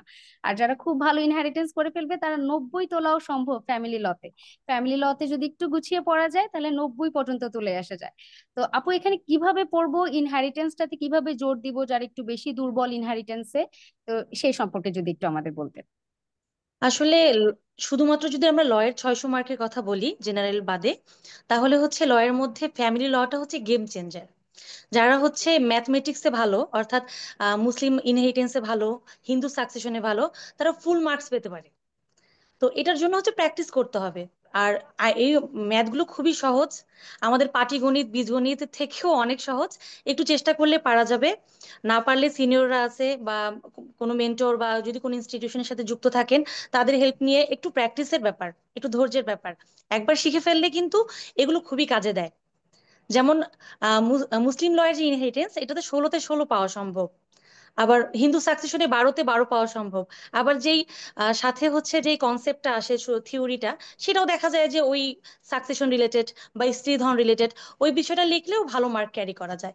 এছাড়া আমাদের মুসলিম লয়ে কিন্তু কিছু ভলিউম বই পড়তে হয় আমাদের, যেমন গিফট, উইল, ম্যারেজ, এই বিষয়গুলো কাভার করলে দেখা যাচ্ছে ফ্যামিলি লতে একটা ভালো মার্ক চলে আসে। তো এই বিষয়ে আমি মনে করি যদি কেউ ইনহেরিটেন্স সাকসেশন গুলো একটু প্র্যাকটিস করে, বেশি দিন লাগে না কিন্তু। 1 সপ্তাহ সময় নিয়ে, এখনো অনেক সময় আছে, 1 সপ্তাহ সময় নিয়ে যদি হিন্দু সাকসেশন আর মুসলিম ইনহেরিটেন্সের দিকে একটু জোর দেয়, তাহলে এগুলোতে ভালো মার্ক ক্যারি করা যায়। আপু, মুসলিম লতে দেখা যায় যে আমাদের এই গিফট দান, ওয়াকফা, অগ্রক্রয়, এগুলি নিয়ে প্রবলেমেটিক কোয়েশ্চেন করে, প্রিলিতেও করে আপু, রিটেনও করে। তো আপু, এই প্রবলেমেটিক কোয়েশ্চেন সলভ করার জন্য যদি কোনো আলাদা রেফারেন্স বুক যেটা আপনি পড়েছেন, যেটা আপনাকে হেল্প করেছে। আপু আমি হচ্ছে মেইনলি দেখা গেছে ভলিউম বইগুলোই পড়েছি। যেমন ফাইজি স্যারের বই পড়েছি, ডিএফ মোল্লা স্যারের বইও পড়েছি, এবং ফয়েজউদ্দিন স্যারেরও বই পড়েছি। তো ফয়েজউদ্দিন স্যারের বইয়ে কিছু থিওরি গুলো পড়লে দেখা যায় যে প্রবলেমেটিক স্টাইলে অ্যান্সার গুলো করা আছে, এবং ওখান থেকে কমনও পড়ে। তো আমাদের প্রিলিতেও হচ্ছে এবার একটা কোয়েশ্চেন আসছিল, আমরা কোথাও পাচ্ছিলাম না এটার অ্যান্সার, পরে দেখছি যে ফয়েজউদ্দিন স্যারের বই আছে। তো এইভাবে যদি কেউ একটু ভলিউম বইটা খেয়াল করে একটু পড়ে, এবং এর পাশাপাশি অনেক বই আছে এখন বিজেএস এর রেফারেন্স বই, সেগুলো একটু ফলো করে যদি একটু প্র্যাকটিস করে, তাহলে ইজিলি এগুলোতে মার্ক তোলা যায়। আর প্রবলেমেটিক হচ্ছে লয়ের ক্ষেত্রে একটি বড় গেম চেঞ্জার। কারণ যদি কেউ থিওরি টাচ না করে প্রবলেমেটিক গুলো অ্যান্সার করে, তাহলে ভালো মার্ক আসে। দেখা যাচ্ছে একটু ফ্যাক্ট, একটু ইস্যু, একটু ডিসিশন, এর সাথে রিলেটেড আর্গুমেন্ট, এগুলো দিয়ে এভাবে যদি কেউ একটু লেখে, তাহলে ভালো মার্ক আসে। হ্যাঁ, থ্যাংক ইউ আপু, আমি একটু এলিনাপুর কাছে যাচ্ছি। জি আপু। হ্যাঁ, এলিনাপু, আমাদের বলেন যে কোচিং কতটা জরুরি। বা কেউ যদি কোচিং না করে, তাহলে কি তার এই স্বপ্নটা বাস্তবায়ন করা সম্ভব? বা হচ্ছে আমি কোচিং এ যুক্ত নেই, বা আমি কোনো মেন্টরের থেকে পরামর্শ নিলাম না, আমরা কোনো গাইডলাইনও না, আমি একাই সর্বে সর্বা, আমি জানি আমার কোথাও কোনো ভুল নাই। হ্যাঁ, তো সেই ক্ষেত্রে আপনার কি মনে হয় যে এই যে একটা সাপোর্টিভ হ্যান্ড, এই যে একটা হেল্পিং হ্যান্ড হিসেবে আমাদের পাশে থাকা, এটা কতটা গুরুত্বপূর্ণ? আমি আপু প্রথমে বলি, কেউ যদি কোচিং একেবারে নাই করে তাহলে তার কি জজ হওয়া সম্ভব না? হুম। এটাতে বলবো যে অবশ্যই সম্ভব, কেউ কোচিং না করেও জজ হতে পারে। আর হচ্ছে কোচিংটা কতটা গুরুত্বপূর্ণ, আমার দৃষ্টিতে কোচিং অনেক গুরুত্বপূর্ণ। কারণ হচ্ছে আমি নিজেও মানে আমার এই যে পুরা জার্নিটা আমি কোচিং এর সাথে থেকে আমি নামটা মেনশন করেই বলি, আমি ডিজুরি একাডেমির সাথে একেবারে 14 থেকে 17 পর্যন্ত থেকে মানে ডিজুরি একাডেমি ছিল আমার মাথার উপর একটা ছাতার মতো, যার ছায়ায় থেকে আমি আমার হচ্ছে প্রস্তুতিটা নিয়েছি এবং হচ্ছে আল্লাহর রহমতে ভালোভাবেই শেষ করে এসেছি। তো কোচিংটাকে আমি খুবই গুরুত্বপূর্ণ বলার পেছনে একটু কারণটা যদি বলি, যে আমার হচ্ছে এই যে জার্নিটা, এটা তো আসলে একবারে এই যে কেউ জজ হয়ে যাবে তার তো কোনো নিশ্চয়তা নেই। বা একবারে হলেও তার খুব কম সময়ে যে 2 4 6 মাস পরে আমি জজ হয়ে গেলাম, বিষয়টা এরকম না। এটা একটা লং জার্নি, অনেক দিন থেকে মানে ধরেই আমাকে এই প্রিপারেশনটা নিতে হয়। আর তারপর হচ্ছে যে সিলেবাসটা, আমাদের সিলেবাসটা হচ্ছে আমার একটা একেবারে মহাসমুদ্রের মতো। এখানে কোনো আমার কাছে তো মনে হয় বিসিএস এর সিলেবাসের তুলনায় আমাদের জুডিশিয়ারি সিলেবাস অনেক ভাস্ট, কারণ ওখানে এতগুলো আইন তো নাই। আমাদের হচ্ছে ওনাদের যে সাবজেক্ট গুলো আছে মোরলেস সবগুলাই পড়তে হয়, পাশাপাশি আমাদের হচ্ছে কতগুলো আইন পড়তে হয়। তাহলে এই যে এত বিশাল সিলেবাস, এগুলো আমি আসলে নিজে নিজে ধরে নিজে নিজে আসলে আমি হচ্ছে প্রপারলি এগোচ্ছি কিনা, বা যা আমার করার দরকার না আমি আসলে ওগুলা পড়ে ফেলতেছি কিনা, আমি নিজে নিজে আসলে জাস্টিফাই করতে পারবো কিনা, এই বিষয়গুলো সবসময় আমার হচ্ছে মাথায় কাজ করতো। তো সেই ক্ষেত্রে আমি যদি একটা কোচিং এর ছায়ায় থাকি বা কোচিং এর সাথে থেকে হচ্ছে প্রিপারেশনটা নেই, যেটা হয় যে আমার ওই যে লং জার্নিতে আমার হতাশাটা আসে না, হতাশাটা মানে কম কাজ করে। তারপর হচ্ছে আমি নিজে নিজে পড়লে একটা ট্রেকলেস হওয়ার সম্ভাবনা থেকে যায়, যে কারণ এটা হচ্ছে অনেক ধৈর্যের বিষয়। তো আমি পড়লাম 1 সপ্তাহ 15 দিন 1 মাস পড়লাম, তারপর আর ভালো লাগবে না। নিজে নিজে পড়লে হয়তো যে না একটু হচ্ছে রেস্ট নেই, এরকম একটা ভাব চলে আসতে পারে, যে ট্রেকলেস হওয়ার সম্ভাবনাটাও কমে যায়। তারপরে যেটা বলবো, একটা হচ্ছে কোচিং এর সাথে বা কোচিং বা অন্য যার কাছেই হোক, বা আমি যদি স্পেশাল কোনো মেন্টরের কাছে পড়তে চাই, বা আমার কোনো ফ্রেন্ড আছে বা পরিচিত যারা, আমি শুধু কোচিং এই পড়তে হবে বিষয়টা এরকম না। কারো মানে একটু কারো সাথে থাকলে ভালো আর কি, ধারাবাহিকতাটা থাকে। তারপর হচ্ছে একটু কম্পিটিশনের বিষয়টা কাজ করে। আমি নিজে নিজে পড়লে তো বুঝতে পারছি না যে আমার হচ্ছে আসলে এখন প্রিপারেশনের লেভেলটা আসলে কোন পর্যায়ে হয়েছে। কিন্তু আমি যদি কোথাও থাকি, একটু পরীক্ষা দেই, একটু পড়াশোনা করি, তাহলে আমি বুঝতে পারবো আমার মার্কটা কেমন আসতেছে। তাহলে কম্পিটিশনটাও আমার থাকতেছে, ধারাবাহিকতা থাকতেছে। তো এই সবকিছু মিলিয়ে আমার হচ্ছে কোচিংটাকে খুব ইম্পর্টেন্ট মনে হয়। আমি নিজেও অনেক কোচিং করতাম, মানে আমার পুরোটা জার্নিতে আমি কোচিং এর সাথে ছিলাম, ডিজুরি একাডেমির সাথে ছিলাম। এই তো। হ্যাঁ, এখানে আমি একটু কথা বলতে চাচ্ছি। আমার যখন আমার হচ্ছে ষোলো ষোলো ষোড়শ জুডিশিয়ারি যখন আমি দেই, যখন আনফরচুনেটলি আমার রেজাল্ট আসে না, আমি তো এত ভালো পরীক্ষা দিছি, এত ভালো রিটেন দিছি, আমার কেন আসবে না, কেন আসবে না?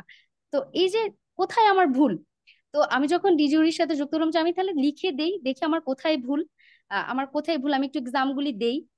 তো আমার খাতাটা একটুখানি যখন রিভিউ করে দিবে, আমি বুঝতে পারবো আমার ভুলটা কোথায়, কারণ আমার কাছে তো মনে হচ্ছে আমার খাতা বেস্ট, এটার উপর আর কারো খাতা হতেই পারে না। তো যখন আমি এক্সাম গুলি দেই, তখন আরে আমি তো এটা করে ভুল করছি, আমি তো এটা ভুল করছি, আমি হয়তো এভাবে লিখলে ভালো করতাম। তো এই যে ভুলগুলি ধরিয়ে দেওয়া, হ্যাঁ, এই ভুলগুলি ধরিয়ে দেওয়াই আমার হচ্ছে মনে হয় যে আমার 17তে আলটিমেট রেজাল্ট এনে দিয়েছে।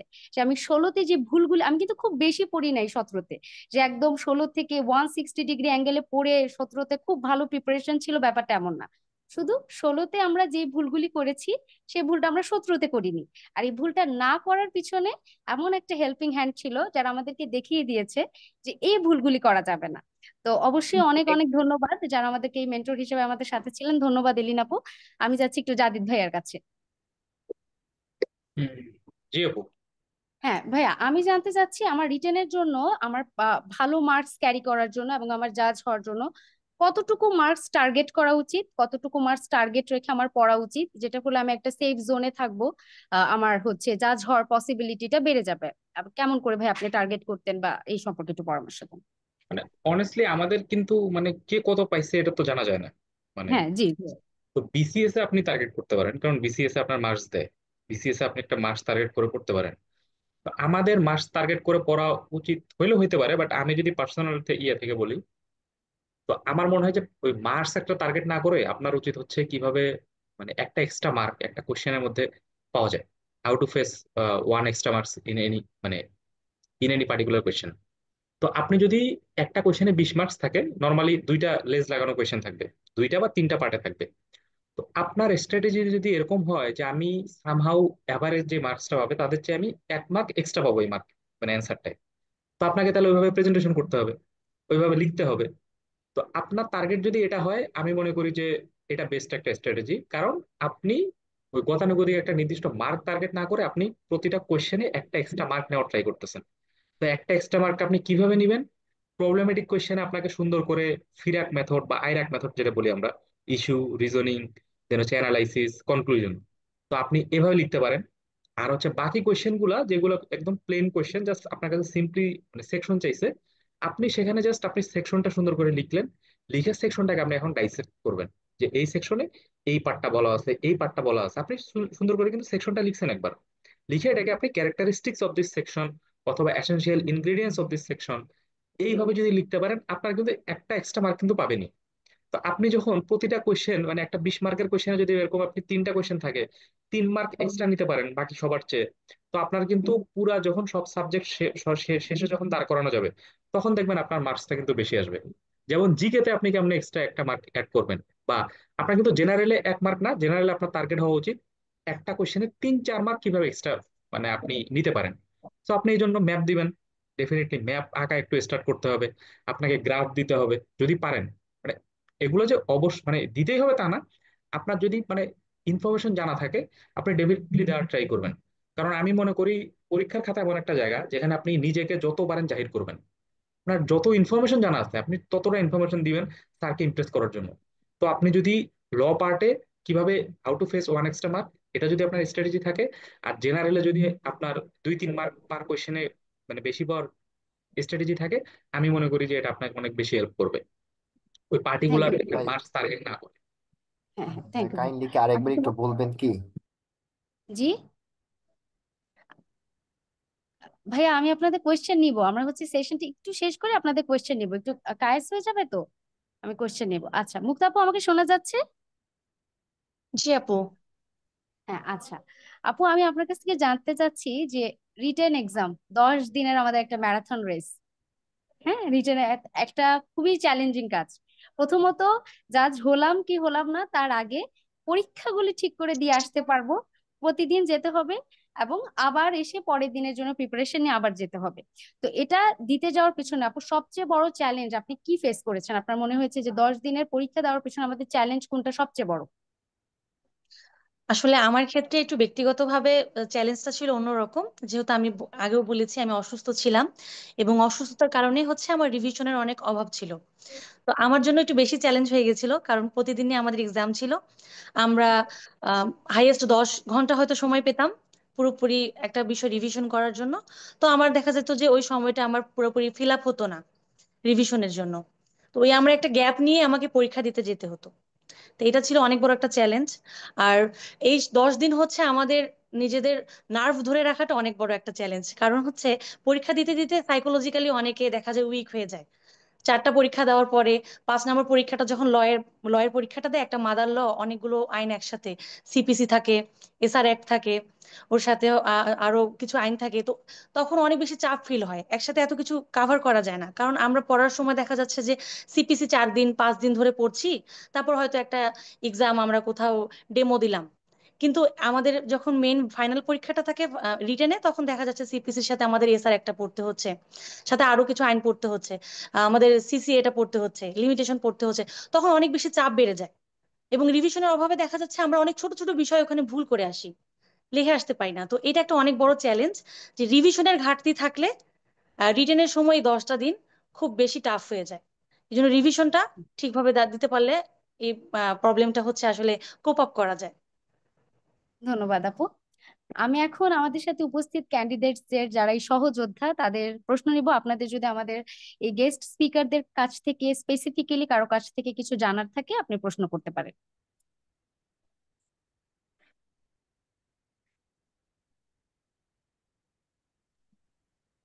তো আসসালামু আলাইকুম। ওয়ালাইকুম আসসালাম, ভাইয়া বলেন।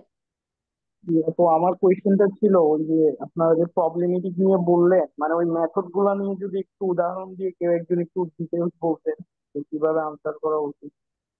আচ্ছা, প্রবলেমেটিক কোয়েশ্চেন আপনি কিভাবে হচ্ছে আনসার করবেন? মেথড গুলো, আচ্ছা আচ্ছা, মেথড যে যাদের কোনো ভাইয়া একটা। আপনি কি হচ্ছে একটু উত্তরটা দিয়ে দেন প্লিজ।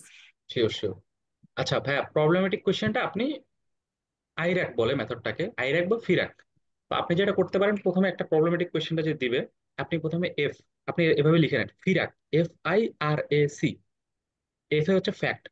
আপনার কোয়েশ্চেনে যে ফ্যাক্টটা আছে, এই ফ্যাক্টটাকে আপনি নিজের মতো করে ছোট করে, কোয়েশ্চেনে যদি পাঁচ পাঁচ লাইনের একটা ফ্যাক্ট দেওয়া থাকে, আপনি 2 লাইনের মধ্যে, যত টাইমের মধ্যে কমের মধ্যে সুন্দর করে ফ্যাক্টটা লিখবেন, ওই ফ্যাক্টটাই লিখবেন। আর যদি আপনার কাছে মনে হয় যে কোয়েশ্চেনটাই ছোট, পুরো ফ্যাক্টটাই তুলে দিবেন, সমস্যা নেই। বা আপনার যদি মনে হচ্ছে টাইম কম, পুরো কোয়েশ্চেনটা তুলে দিবেন, তুলে দিতে পারেন। আর যদি চান ফ্যাক্টটা নাও দিতে পারেন, it's up to you. But then পরবর্তীতে আপনি ইস্যু লিখবেন। ইস্যুটা কি?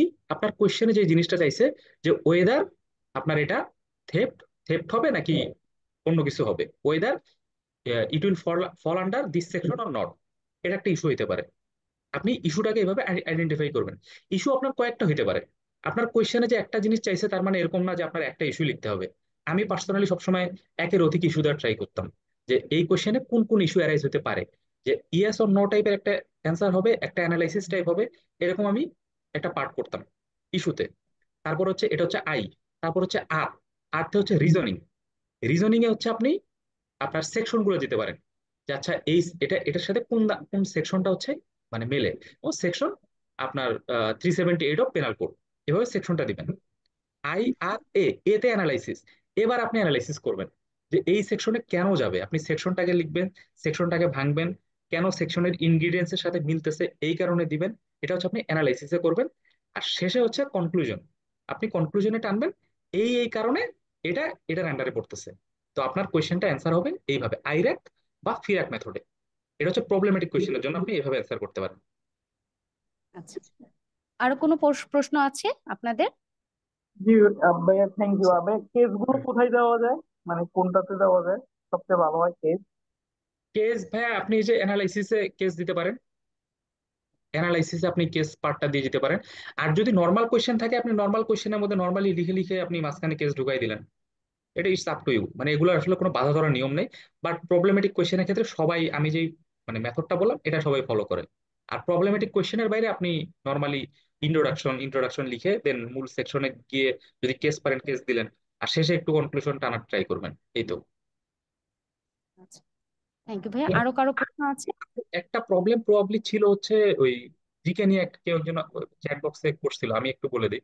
তারপরে হুম। জিকে নিয়ে মানে আপনাদের যে প্রথম যে প্রিপারেশনটা স্টার্ট হবে, সেটা হচ্ছে আপনার ইউটিউব বেসড হতে পারে।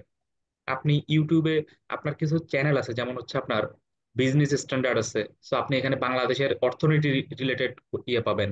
দেন হচ্ছে আপনার স্টাডি IQ IAS, এটা হচ্ছে আপনার ইন্ডিয়ান একটা চ্যানেল, এখানে মোটামুটি সমসাময়িক বিশ্বে কি হইতেছে আপনি এটা পাবেন। দেন হচ্ছে আপনার এই যমুনার আইডেস্ক লিখে যদি সার্চ দেন, আপনার যমুনা আইডেক্সে 24 মিনিটের বা 20 মিনিটের একটা ভিডিও দেয় প্রতিদিন, সুন্দর করে ইন্টারন্যাশনাল রিলেশনে কি কি হচ্ছে আপনার এটা নিয়ে একটা ভিডিও দেয়। তো আপনি যখন এই ভিডিওগুলো দেখা স্টার্ট করবেন, আপনার টাইম লাইনে এই রিলেটেড ভিডিও আসা শুরু করবে। তো আপনি এই ভিডিওগুলো দেখবেন। প্লাস সাথে হচ্ছে আপনার BCS এর রিসেন্ট কোন একটা বই নিতে পারেন, ইউনিক নিতে পারেন। বা এখন হচ্ছে খুব সম্ভবত ম্যানসের একটা নতুন আসছে, বার্ষিক 2025-এর ম্যানসের একটা আসছে। এগুলা নিয়ে আপনি জাস্ট ওই সুন্দর করে জাস্ট পড়ে পড়ে যাবেন। আর যেগুলো মুখস্থ, ওগুলা সুন্দর করে আপনার একটা খাতা নিবেন, খাতা নিয়ে জাস্ট নোট নিতে পারেন। আর পেপার পড়ার ক্ষেত্রে অনেকে আছে পেপার পড়তে পারে, আবার অনেকে আছে পেপার পড়া ওদের কাছে খুব প্রেশারাইজ ফিল হয়, যে আমার পেপার পড়তে ভালো লাগে না। তো আমার মানে যাদের হচ্ছে পেপার পড়তে একদমই ভালো লাগে না, আমি যাদের বললাম আপনাদের দরকার নেই পেপার পড়ার, তো আপনারা মানে হচ্ছে আপনার ইউটিউব বেস নেন, দেন হচ্ছে বই পড়েন, এগুলো দিয়ে মোটামুটি হয়ে যাবে। আর যাদের পেপার পড়তে ভালো লাগে ডেফিনেটলি পড়বেন। আমি হচ্ছে বণিক বার্তা পড়তাম, সম্পাদকীয় পার্টটা, এই তো। হ্যাঁ, জিকে থেকে এতটুকু। আরেকটা প্রশ্ন এসেছে জাদিদ ভাইয়া, যারা বলছে যে ইংলিশ লিখতে আমি কমফোর্টেবল, লেখার ভাষাটি ইংলিশে আমি কমফোর্টেবল, কিন্তু হচ্ছে যদি আমার গ্রামাটিক্যাল ভুল হয় অনেক বেশি, সেক্ষেত্রে মার্কস কমে যাবে কিনা? আচ্ছা। গ্রামাটিক্যাল ভুলগুলো ভাইয়া মানে এটা ডিপেন্ড করে, যেমন গ্রামাটিক্যাল মানে আপনার যদি সিলি সিলি মিস্টেক হয়, এটা কিন্তু মাথায় প্রচন্ড লাগে। মানে আমি জানি না কিভাবে মানে বাকিরা কিভাবে নিবে ব্যাপারটা, বাট আমার কাছে আপনি যদি সিলি সিলি মিস্টেক করেন, জিনিসটা কিন্তু খুব কটু লাগে দেখতে। সো গ্রামাটিক্যাল মিস্টেক যদি আপনি প্রচুর করেন আপনার, আমার মনে হয় যে গ্রামাটিক্যাল পার্টে জোর দেওয়া উচিত। আর যদি তারপরও ভালো না হয় তাহলে হচ্ছে আপনি বাংলায় লিখতে পারেন, কারণ বাংলা তো লিখে আপু আগে অ্যান্সার করলো যে বাংলা ম্যাটার করে না, বাংলা ইংলিশ। আপনার তথ্য সঠিক হতে হবে, লেখা মার্জিত হতে হবে, আইনসম্মত হতে হবে, এবং যা চেয়েছে প্রশ্নে তা লিখতে হবে। আচ্ছা, আরো কারো প্রশ্ন আছে? জি স্যার আপু। আমার একটা প্রশ্ন ছিল। জি ভাইয়া বলেন। যে যে আমি বিসিএস এর যে বিজ্ঞান আওয়ার্স এই বইটা দেখতেছি, এটা পড়লে কি কভার হবে আমার এই যে বিজিএস এ? ভাইয়া বিজিএস? আপনি সায়েন্স আওয়ারটা পড়ছেন? সায়েন্স আওয়ার কথা বললেন? জি জি না জি। ভাইয়া, সায়েন্স আওয়ার পরে শুধু হবে না, কারণ সায়েন্স আওয়ার আমিও পড়ছি, আমিও কিন্তু সায়েন্স আওয়ার পুরোটা পড়ছি। আপনার সায়েন্স আওয়ার পরে হবে না, আপনার বোর্ড বই দেখতে হবে, প্রিভিয়াস ইয়ার কোয়েশ্চেন ভালো মতো দেখতে হবে, এরপরে আপনি সায়েন্স আওয়ার পড়তে পারেন। এখানে আমি একটা জি পরামর্শ দিতে চাচ্ছি বিজ্ঞানের, হচ্ছে যেহেতু আমাদেরকে প্রিভিয়াস ইয়ারের কোয়েশ্চেন, বোর্ড বই, সায়েন্স আওয়ার, তো আমাদের কিন্তু ম্যাথের সাথে বিজ্ঞান পরীক্ষাটা দিতে হয়। হ্যাঁ, তো আমি যদি এত বই খুলে নিয়ে বসে থাকি, তো আমাদের যখন আমরা প্রিপারেশন নিব, আমি কোথা থেকে কি পড়তেছি ওটা যদি একটু গোছানো থাকে আমাদের সবার, সায়েন্স আওয়ার, বোর্ড বই এবং প্রিভিয়াস ইয়ারের কোয়েশ্চেন, আপনারা চেষ্টা করবেন যে আপনার এই বিজ্ঞানের একটা ম্যাটেরিয়াল করে ফেলবেন, যে আমি যাতে পরীক্ষার আগে সুন্দর করে পড়ে যেতে পারি, কারণ আপনাকে ম্যাথও দেখে যেতে হবে, বিজ্ঞানও পড়ে যেতে হবে। আমাদের সময় কম কিন্তু প্রিপারেশন নিতে হয় অনেক বেশি। সেক্ষেত্রে হচ্ছে আপনারা বিজ্ঞানের জন্য যারা হচ্ছে প্রিপারেশন নিবেন বা বিজ্ঞানের জন্য আলাদা করে যেখান থেকে যতটুকু পড়বেন, যেটা লিখতে চাচ্ছেন, যেখানে যে যে টপিকটা যে বইয়ে বেশি ভালো, সে বই থেকে আপনি সুন্দর করে নিজের একটা ম্যাটেরিয়াল করে ফেলবেন। আচ্ছা, আর কারো প্রশ্ন আছে? জি আপু, আমার জাবিদ একটা ভাই প্রশ্ন। হ্যাঁ বলেন। আচ্ছা, আমরা মানে জিকের ক্ষেত্রে যদি একটু পরামর্শ দেওয়া হতো, এই ক্ষেত্রে কারেন্ট অ্যাফেয়ার্স কিভাবে রোল প্লে করে, নাকি কারেন্ট অ্যাফেয়ার্স দিকে বেশি মনোযোগ দিব, আপনার নাকি কথাটা বোঝা যাচ্ছে না আপু, আপনার কথাটা বুঝতে পারছি না, আর একটু ক্লিয়ার করে একটু বলেন। আহ, আমি আপু বলতে চাচ্ছিলাম কি, হুম যে হুম। জিকের ক্ষেত্রে কারেন্ট অ্যাফেয়ার্সটাকে বেশি মনোযোগ দিব, নাকি বর্তমানে যে পেপার বা যে বর্তমানে যে বিষয়গুলো আছে সেটা একটু যদি বলতেন, যে কারেন্ট অ্যাফেয়ার্স কিরকম রোল প্লে করে বা এরকম কিছু একটু যদি পরামর্শ দিতে পারেন। আচ্ছা, জাদিদ ভাইয়া প্লিজ একটু হেল্প করেন। শিওর। আচ্ছা আপু, আপনার হচ্ছে এই কারেন্ট অ্যাফেয়ার্সটা হচ্ছে আপনার, আমি মনে করি এখন থেকে পড়া উচিত। কারণ আমাদের প্রিলিতে কিন্তু একটা কোয়েশ্চেন আসছিল হচ্ছে আপনার ওই যে রিসেন্ট থেকে মোটামুটি 3-4টা কোয়েশ্চেন আসছিল আমাদের প্রিলিতে। তো প্রিলির জন্য আপনার কারেন্ট অ্যাফেয়ার্স কিন্তু হেল্প করবে, কিন্তু রিটেনে কিন্তু আপনার কারেন্ট অ্যাফেয়ার্স হেল্প করবে না। রিটেনে আপনার হচ্ছে আপনি সম্পাদকীয় কোনো একটা সম্পাদকীয় পড়তে পারেন, যেমন মোহিত সম্পাদকীয় আছে, দেন ম্যানসের আছে। তো আপনি কোনো একটা সম্পাদকীয় এটা পড়তে পারেন, এটা পড়লে মোটামুটি আপনাদের জিকে নিয়ে যে ভয়টা, প্রাথমিক ভয়টা আস্তে আস্তে কেটে যাবে। আর নিজের মতো করে একটু কোয়েশ্চেন মানে অ্যান্সার করার অ্যাবিলিটিটা ডেভেলপ করতে হবে। যে আপনাকে আচ্ছা মুদ্রাস্ফীতি নিয়ে দিল, মুদ্রাস্ফীতির কিছু নির্দিষ্ট নিয়ম আছে, এর বাইরেও আপনি কি নিজের মতো করে বানায় দুই একটা লাইন লিখতে পারবেন কিনা পয়েন্ট পয়েন্ট করে। তো এই দিকটা একটু দেখবেন। এটা আসলে ওই আপনি যখন হালকা পাতলায় যে এডিটোরিয়াল গুলো পড়বেন, এডিটোরিয়াল গুলাতে দেখবেন যে সবসময় এই রিলেটেড কোয়েশ্চেনই থাকে, মুদ্রাস্ফীতি, দেন হচ্ছে অর্থনীতি, দেন হচ্ছে আর চারপাশে কি হচ্ছে, ট্রাম্প কি করতেছে রিসেন্টলি, এই টাইপের জিনিসগুলো যখন আপনি পড়বেন, পড়ে আপনাকে সামহাও লিঙ্ক করতে হবে, আপনার লিঙ্ক করার অ্যাবিলিটিটা তৈরি করতে হবে। পরীক্ষার খাতায় আপনি একটার সাথে আরেকটা কিভাবে মানে লিঙ্কটা অ্যাড করবেন। তো এটা যদি ডেভেলপ করতে পারেন, হোপফুলি আপনি রিটেনে ভালো করবেন, প্লাস প্রিলিতেও ভালো করবেন। এলিনাপুর কাছে একটা প্রশ্ন ছিল। এলিনাপুর শোনা যাচ্ছে? শোনা যাচ্ছে আপু? হ্যাঁ, আপনার কাছে একজন স্টুডেন্টের প্রশ্ন। আপু, আপনি কি অনার্স লাইফ থেকে ডিজুরির সাথে যুক্ত ছিলেন, না অনার্স শেষ করে যুক্ত হয়েছেন? না, এক্ষেত্রে আমার যখন অনার্স শেষ হয়েছে 2020 সালে, আর তখনই হচ্ছে ডিজুরি একাডেমি প্রতিষ্ঠিত হয়েছিল। আমার অনার্স লাইফ চলাকালীন ডিজুরি একাডেমি ছিল না।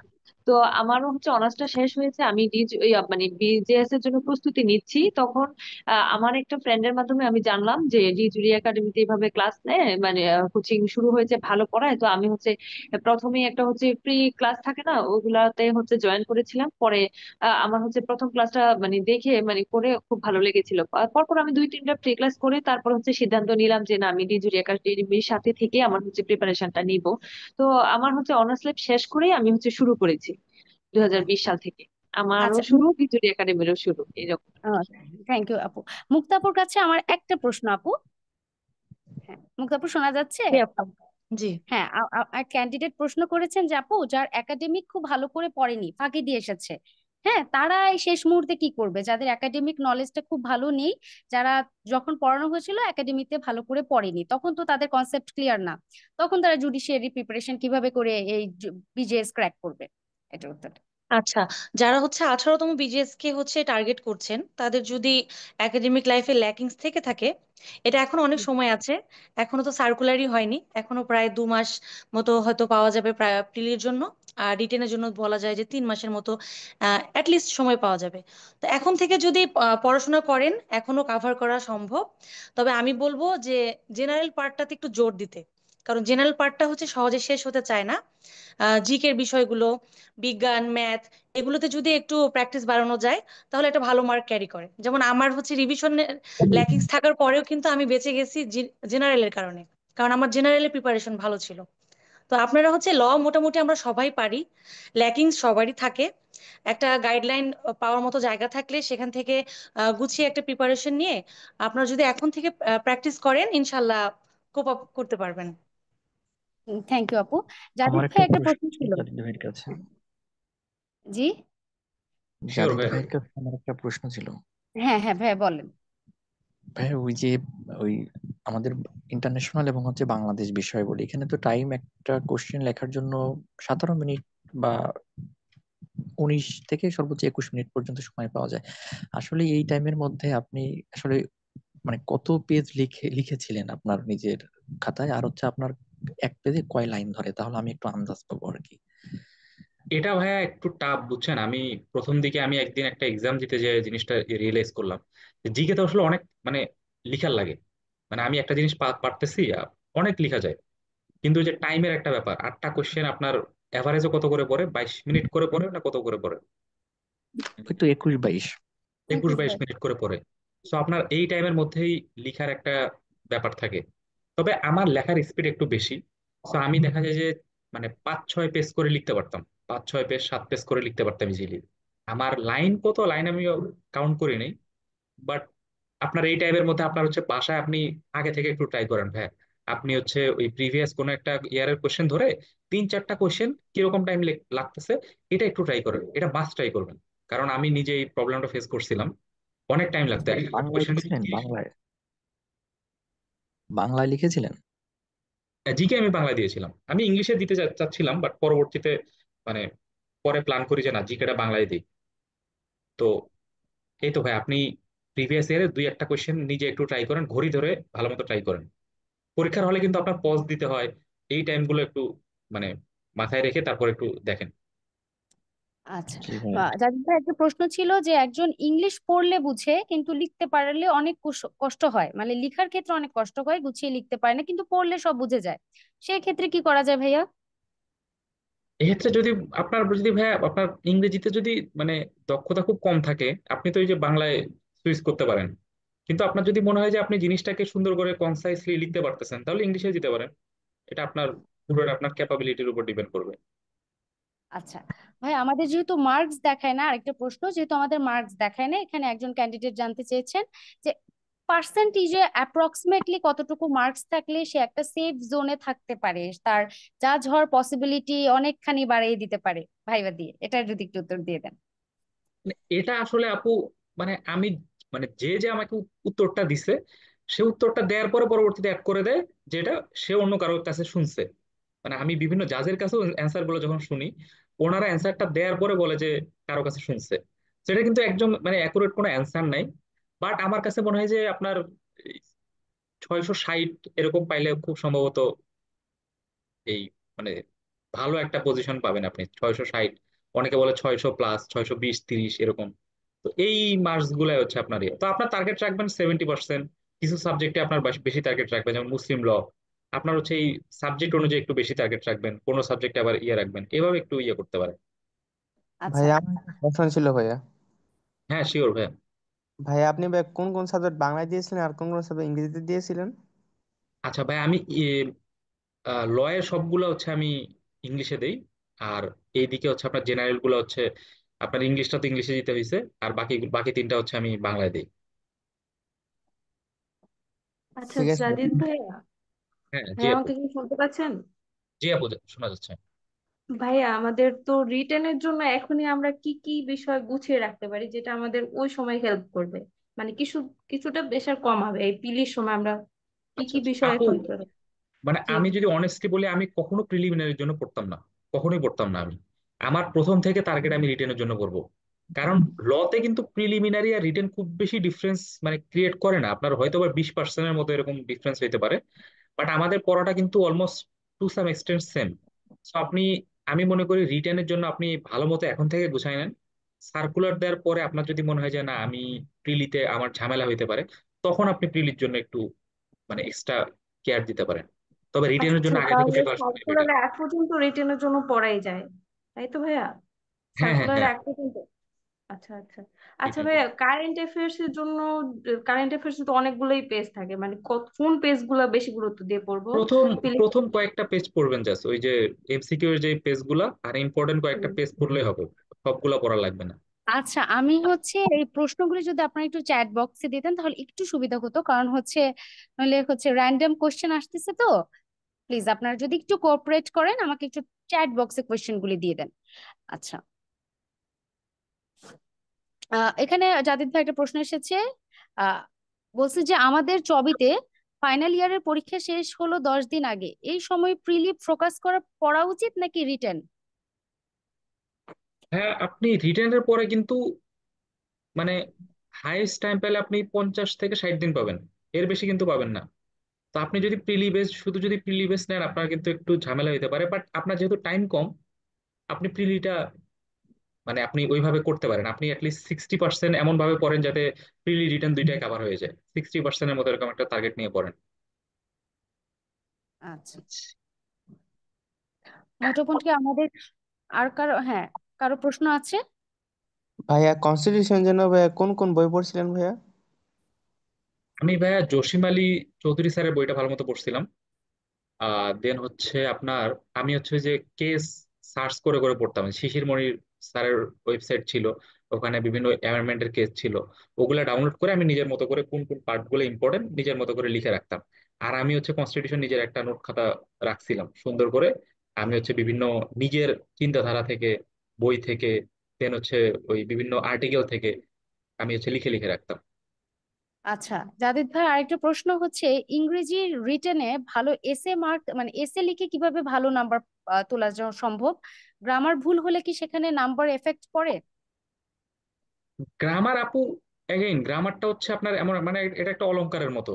মানে আপনার হচ্ছে যদি একটু ভুল করেন, একটু লাগবে, এক দুইটা জিনিস ডেফিনেটলি স্যারেরা কেয়ার করবে না, বাট আপনার যদি রিপিটেডলি বেশ কিছু গ্রামার ভুল হয়, একটু হয়তো বা ঝামেলা করবে। আর এসে ভালো করার জন্য আপু, আপনার হচ্ছে একটু তথ্যবহুল হইতেই হবে। আপনার যদি এসেটা যদি এই রিলেটেড থাকে, আপনার যদি লিটারেচার নিয়ে যদি এসে দেয়, আপনার কিন্তু লিটারেচারে ওই তথ্যবহুল দিতে হবে। আপনার সাল উল্লেখ করতে হবে যে কোন সালে কি আসছিল, কিভাবে লিটারেচারটা এফেক্ট করলো। সো আপনার ডিপেন্ড করবে আপনি কি টাইপের এসে লিখতেছেন। তো আপনি যদি এসেটা এমন একটা এসে চুজ করলেন যেখানে তথ্যবহুল লিখতে হবে, আপনার ওখানে কিন্তু মানে ইনফরমেশন ইনপুট দিতেই হবে। আর এসেটা চুজ, এমন এসে চুজ করবেন যাতে আপনি লিখতে পারেন। অনেকে আছে এই যে যেমন আদালতের ভাষা, এরকম একটা আমাদের এসে আসছিল, তো অনেকে এই টাইপের এসে চুজ করে। কিন্তু কথা হচ্ছে আপনি এই এসেটা চুজ করলে আপনি কতটুকু লিখবেন? আপনি কি 4-5 পেজের বেশি লিখতে পারবেন? কথা হচ্ছে এটা। সো আপনি এমন এসে চুজ করবেন যাতে আপনি অ্যাটলিস্ট একটু ভালো মতো লিখতে পারেন। 20 মার্ক কিন্তু অনেক মার্ক, 20 মার্কে এসের জন্য আপনার অনেক লিখতে হবে। তো আপনি এসে এমন এসে চুজ করবেন যেখানে আপনি বেশি লিখতে পারবেন, সুন্দর সুন্দর পয়েন্ট দিতে পারবেন। আর দেন অ্যাগেইন গ্রামাটিক্যাল পার্টটা একটু দেখবেন। গ্রামারের প্রশ্নতে আমি একটা উত্তর দিতে চাচ্ছি, যে যারা বলতেছে গ্রামার পড়লে নাম্বার, আপনার বুঝতে হবে যে আপনার পরীক্ষার খাতাটা পড়েই যে আপনাকে মার্কস দিয়ে জাজ বানাবে এমন না, এটা একটা কম্পিটিটিভ এক্সাম। যার খাতাটা ভালো হবে, এখানে ভালোর ক্ষেত্রে নানান ফ্যাক্টর কাজ করতে পারে। কেউ যদি আপনার থেকে গ্রামাটিক্যালি বেশি এনরেস্ট হয়, যার লেখাটা আরো বেশি ড্রামাটিক হয়, সুন্দর হয়, ডেফিনেটলি তার মার্কস বেশি আসবে। তো গ্রামার ভুল করলে নাম্বার এফেক্ট করবে কিনা, এটা হচ্ছে আমরা বুঝতেই পারতেছি এটা কম্পিটিটিভ এক্সাম। কম্পিটিটিভ এক্সামে আমি কিভাবে নিজেকে প্রুভ করব, কিভাবে আগিয়ে থাকবো, সেই ক্ষেত্রে আমাকে প্রিপেয়ার করে যুদ্ধে নামতে হবে, তাই না? আচ্ছা। আসসালামু আলাইকুম, আমার একটা আচ্ছা, কোশ্চেন ছিল। হ্যাঁ জি ভাইয়া বলেন। আহ, আমি আসামি তাহিয়াত, আমি হচ্ছে বর্তমানে ব্র্যাক ইউনিভার্সিটির থার্ড ইয়ার একজন স্টুডেন্ট। জাদিদ ভাই, আপনার কাছে আমার একটা প্রশ্ন, সেটি হচ্ছে যে যারা বর্তমানে থার্ড ইয়ারে আছেন বা কারেন্ট স্টুডেন্ট যারা একদম বা ফোর্থ ইয়ারেও যারা আছেন, তো তারা কিভাবে বর্তমানে বিজেএস এর জন্য নিজেকে তৈরি করবেন? এবং এর পাশাপাশি আরেকটি সম্পূরক প্রশ্ন, সেটি হচ্ছে যে অনেকে বলে থাকে, আমাদের সিনিয়ররা বলেন যে হচ্ছে আইন পাঠ এই বইটি বিজেএস এর প্রিলিমিনারি এবং রিটেনের জন্য খুবই সহায়ক একটা বই। সেই বিষয়ে আপনি কিভাবে আমাদের যারা আছি, যারা বর্তমানে আন্ডার গ্রাজুয়েশনে আছি যারা, তাদের কিভাবে গাইডলাইন দিতে চাচ্ছেন ভাইয়া? মানে এটা ভাইয়া, মানে আমি মনে হয় মানে রাইট পার্সন না এটা অ্যান্সার করার জন্য। মানে ফার্স্ট যে রিজনটা আমি বলবো সেটা হচ্ছে, আমি আমার ফোর্থ ইয়ার শেষ হওয়ার আগ পর্যন্ত কখনো বিজিএস এর একটা সিঙ্গেল কোয়েশ্চেন আমি জানতাম না, মানে কি কোয়েশ্চেন হয় বা বিজিএস এর দিকে আবার মানে কখনো মানে আমার ইন্টেনশনই দেয়নি। তো আমি আমার ফার্স্ট ইয়ার শেষ হইতো আমি বই আমার জুনিয়রদের দিয়ে দিতাম, সেকেন্ড ইয়ার শেষ হইতো জুনিয়রদের বই দিয়ে দিতাম। তো আমি আমার জায়গা থেকে আমি যেটা মনে করি সেটা হচ্ছে, ভাই আপনারা থার্ড ইয়ার বা ফোর্থ ইয়ারে আছেন, আপনারা আপনাদের লাইফটা একটু এনজয় করেন, মানে চিল টিল করেন, প্লাস একাডেমিক ভালো মতো একাডেমিকের প্রতি একটু মনোযোগ দেন, একাডেমিকটা রেজাল্টটা ভালো করেন। আর একাডেমিকের সাথে হচ্ছে আপনার যদি কোনো সাবজেক্ট যদি ম্যাচ করে জুডিশিয়ারির সাথে, আপনি ওই সাবজেক্ট গুলোতে একটু এক্সট্রা কেয়ার দিলেন। আর সাথে আমি আরেকটা কথা বলবো সেটা হচ্ছে জেনারেল পার্টটা আপনারা পেপার পড়ার একটু অভ্যাস করেন, একটু হচ্ছে আপনার ইউটিউবে একটু ইনফরমেটিভ টাইপ ভিডিও দেখেন। দেন হচ্ছে যদি আপনার বিজ্ঞানের দিকে একটু মনোযোগ হালকা করে রাখতে পারেন, ম্যাথ দুর্বল থাকলে একটু ম্যাথ দিয়ে শুরু করতে পারেন।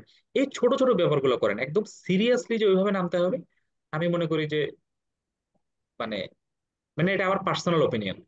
তো বাকিটা হচ্ছে ভাই আপনারা নিজেদের জায়গা থেকে যেটা ভালো মনে হয় ওটা করবেন। আচ্ছা, আমি লাস্ট একটা কোয়েশ্চেন নেব কমেন্ট বক্স থেকে ভাইয়া। বাংলা এবং ইংরেজি সাহিত্য নিয়ে যদি একটু বলতেন কিভাবে কোথা থেকে পড়া যায়, আর হচ্ছে যে আমাদের ফ্রিলি এবং রিটেন দুইটাতেই কাজে দিবে।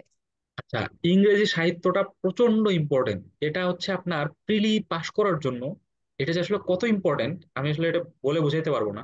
আপনার এই 5টা মার্ক, আপনি 5 মার্ক থেকে কিন্তু 3 মার্ক ইজিলি পেয়ে যাবেন আপনি যদি সাহিত্যটা ভালো মতো পড়েন। তবে সাহিত্য তো অনেক ফাস্ট একটা ব্যাপার। তো এই জন্য আমি আপনাদের যেটা বলবো সেটা হচ্ছে কনফিডেন্সের একটা বই পাওয়া যায় ছোট, আপনি হচ্ছে কনফিডেন্সের কোনো একটা শাখায় গিয়ে বলবেন যে আপনাদের কনফিডেন্স লিটারেচার শরীফ ভাইয়ের। তো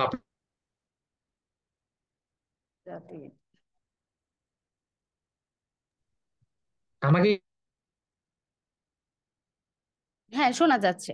জাভেদ, আপনাকে শোনা যাচ্ছে। আচ্ছা, তো কনফিডেন্সের বইটা আপনারা কালেক্ট করে বোল্ড বোল্ড পার্ট গুলো হচ্ছে পড়বেন। এটা হচ্ছে ইংলিশ লিটারেচারের জন্য। আপনার এই লিটারেচার থেকে কিন্তু রিটেনেও 5 মার্ক আসবে। তো আপনি কিন্তু ইংলিশ লিটারেচার কিন্তু খুব বেশি কিছু না, আপনি জাস্ট 5 থেকে 6 দিন রেগুলার পড়েন, দেখবেন যে ভাইয়া আপনার ইজিলি আপনার আয়ত্তে চলে আসছে। আর বাংলা লিটারেচারের ক্ষেত্রে, বাংলা সাহিত্যের ক্ষেত্রে আমি বলবো যে আপনারা হচ্ছে অগ্রদূত বা এরকম একটা বই ধরে একদম মানে ভালো মতো পড়ে যান ইম্পর্টেন্ট ইম্পর্টেন্ট জিনিসগুলো।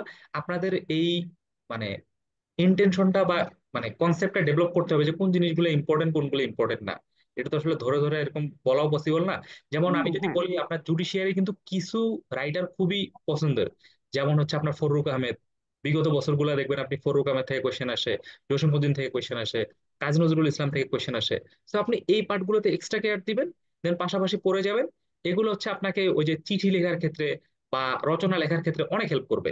যেমন আমার রচনাটা কিন্তু আমি পুরাটা সাহিত্য পাঠ থেকে লিখছিলাম, যে আধুনিক সাহিত্যের কাল আমি সুন্দর করে অনেক ভালো মতো লিখতে পারছি, যে পঞ্চপাণ্ডব কারা, রবীন্দ্রনাথের প্রভাব কিভাবে আসলো, রবীন্দ্রনাথের প্রভাবের বাইরে গিয়ে কারা লেখা শুরু করলো, দেন হচ্ছে আপনার বিদ্রোহী কবি কিভাবে স্টার্ট করলো। মানে আপনি যদি একটা লাইনও জানেন, আমি যেমন কাজী নজরুল ইসলামের কয়েকটা লাইন মুখস্থ করছিলাম, আমার সামহাও রচনায় ইনপুট করতে হবে। আমি এই কারণে বিদ্রোহী ভাবধারার কবি এটা একটা টাইটেল দিছি। দিয়ে আমি প্রথমে শুরু করছি এই আপনার ইয়েকে দিয়ে, আপনার মাইকেল মধুসূদন দত্তকে দিয়ে শুরু করছি, দেন কাজী নজরুল ইসলামের একটা লাইন দিয়ে শেষ করছি।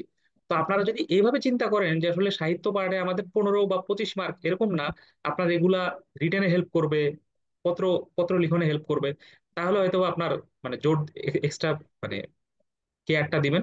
So আমি মনে করি যে এভাবে পড়া উচিত লিটারেচারের জন্য। হ্যাঁ, অবশ্যই আমাদের একটা প্রশ্ন ছিল যেটার উত্তর দিতে চাচ্ছি, যে জিকে তে বলছি যে কত পার্সেন্টেজ মার্কস থাকলে তারা খুব ভালো একটা মার্কস ক্যারি করতে পারবে। আসলে ভাই আমার অনেকেই মনে করি যে জিকে সবাই, আমি যতটুকু জানি অন্যরা অতটুকু জানে, ল পার্ট ভালো করব, জেনারেল অন্য সাবজেক্ট ভালো করব, জিকে এত সম্পাদকীয় পড়বো না, পেপার্স পড়বো না। আসলে না ভাই, আমার মনে রাখতে হবে যে 100 মার্কস এটাও রিটেন মার্কস এর জন্য এটা ইনক্লুডেড, তো ওখানেও আমার ভালো মার্কস করতে হবে।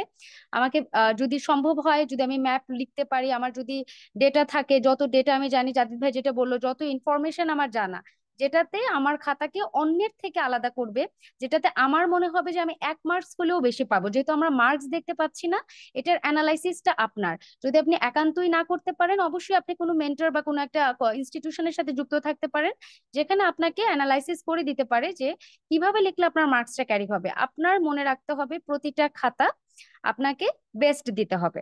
মোটামুটি আমাদের এই পুরো সেশনে আমি মনে করি সবার প্রশ্নের উত্তর পাওয়া হয়ে গেছে। আর যে যে প্রশ্নগুলি আমাদের বাকি রয়েছে, আপু আপনার আমরা একটা ডিজুরি লাস্ট কোশ্চেন প্ল্যাটফর্মের ছিল সাথে যদি যুক্ত বলতেন। থাকি। আমরা হচ্ছে ডিজুরি প্ল্যাটফর্মের সাথে যুক্ত থাকবো এবং আমরা এরকম সেশন আরো পাবো, আমরা আরো প্রশ্নের উত্তর পাবো। সো আজকের জন্য শুভরাত্রি, আজকে শেষ করছি। ভালো থাকবেন, সুস্থ থাকবেন, আমাদের সাথে থাকবেন। আল্লাহ হাফেজ।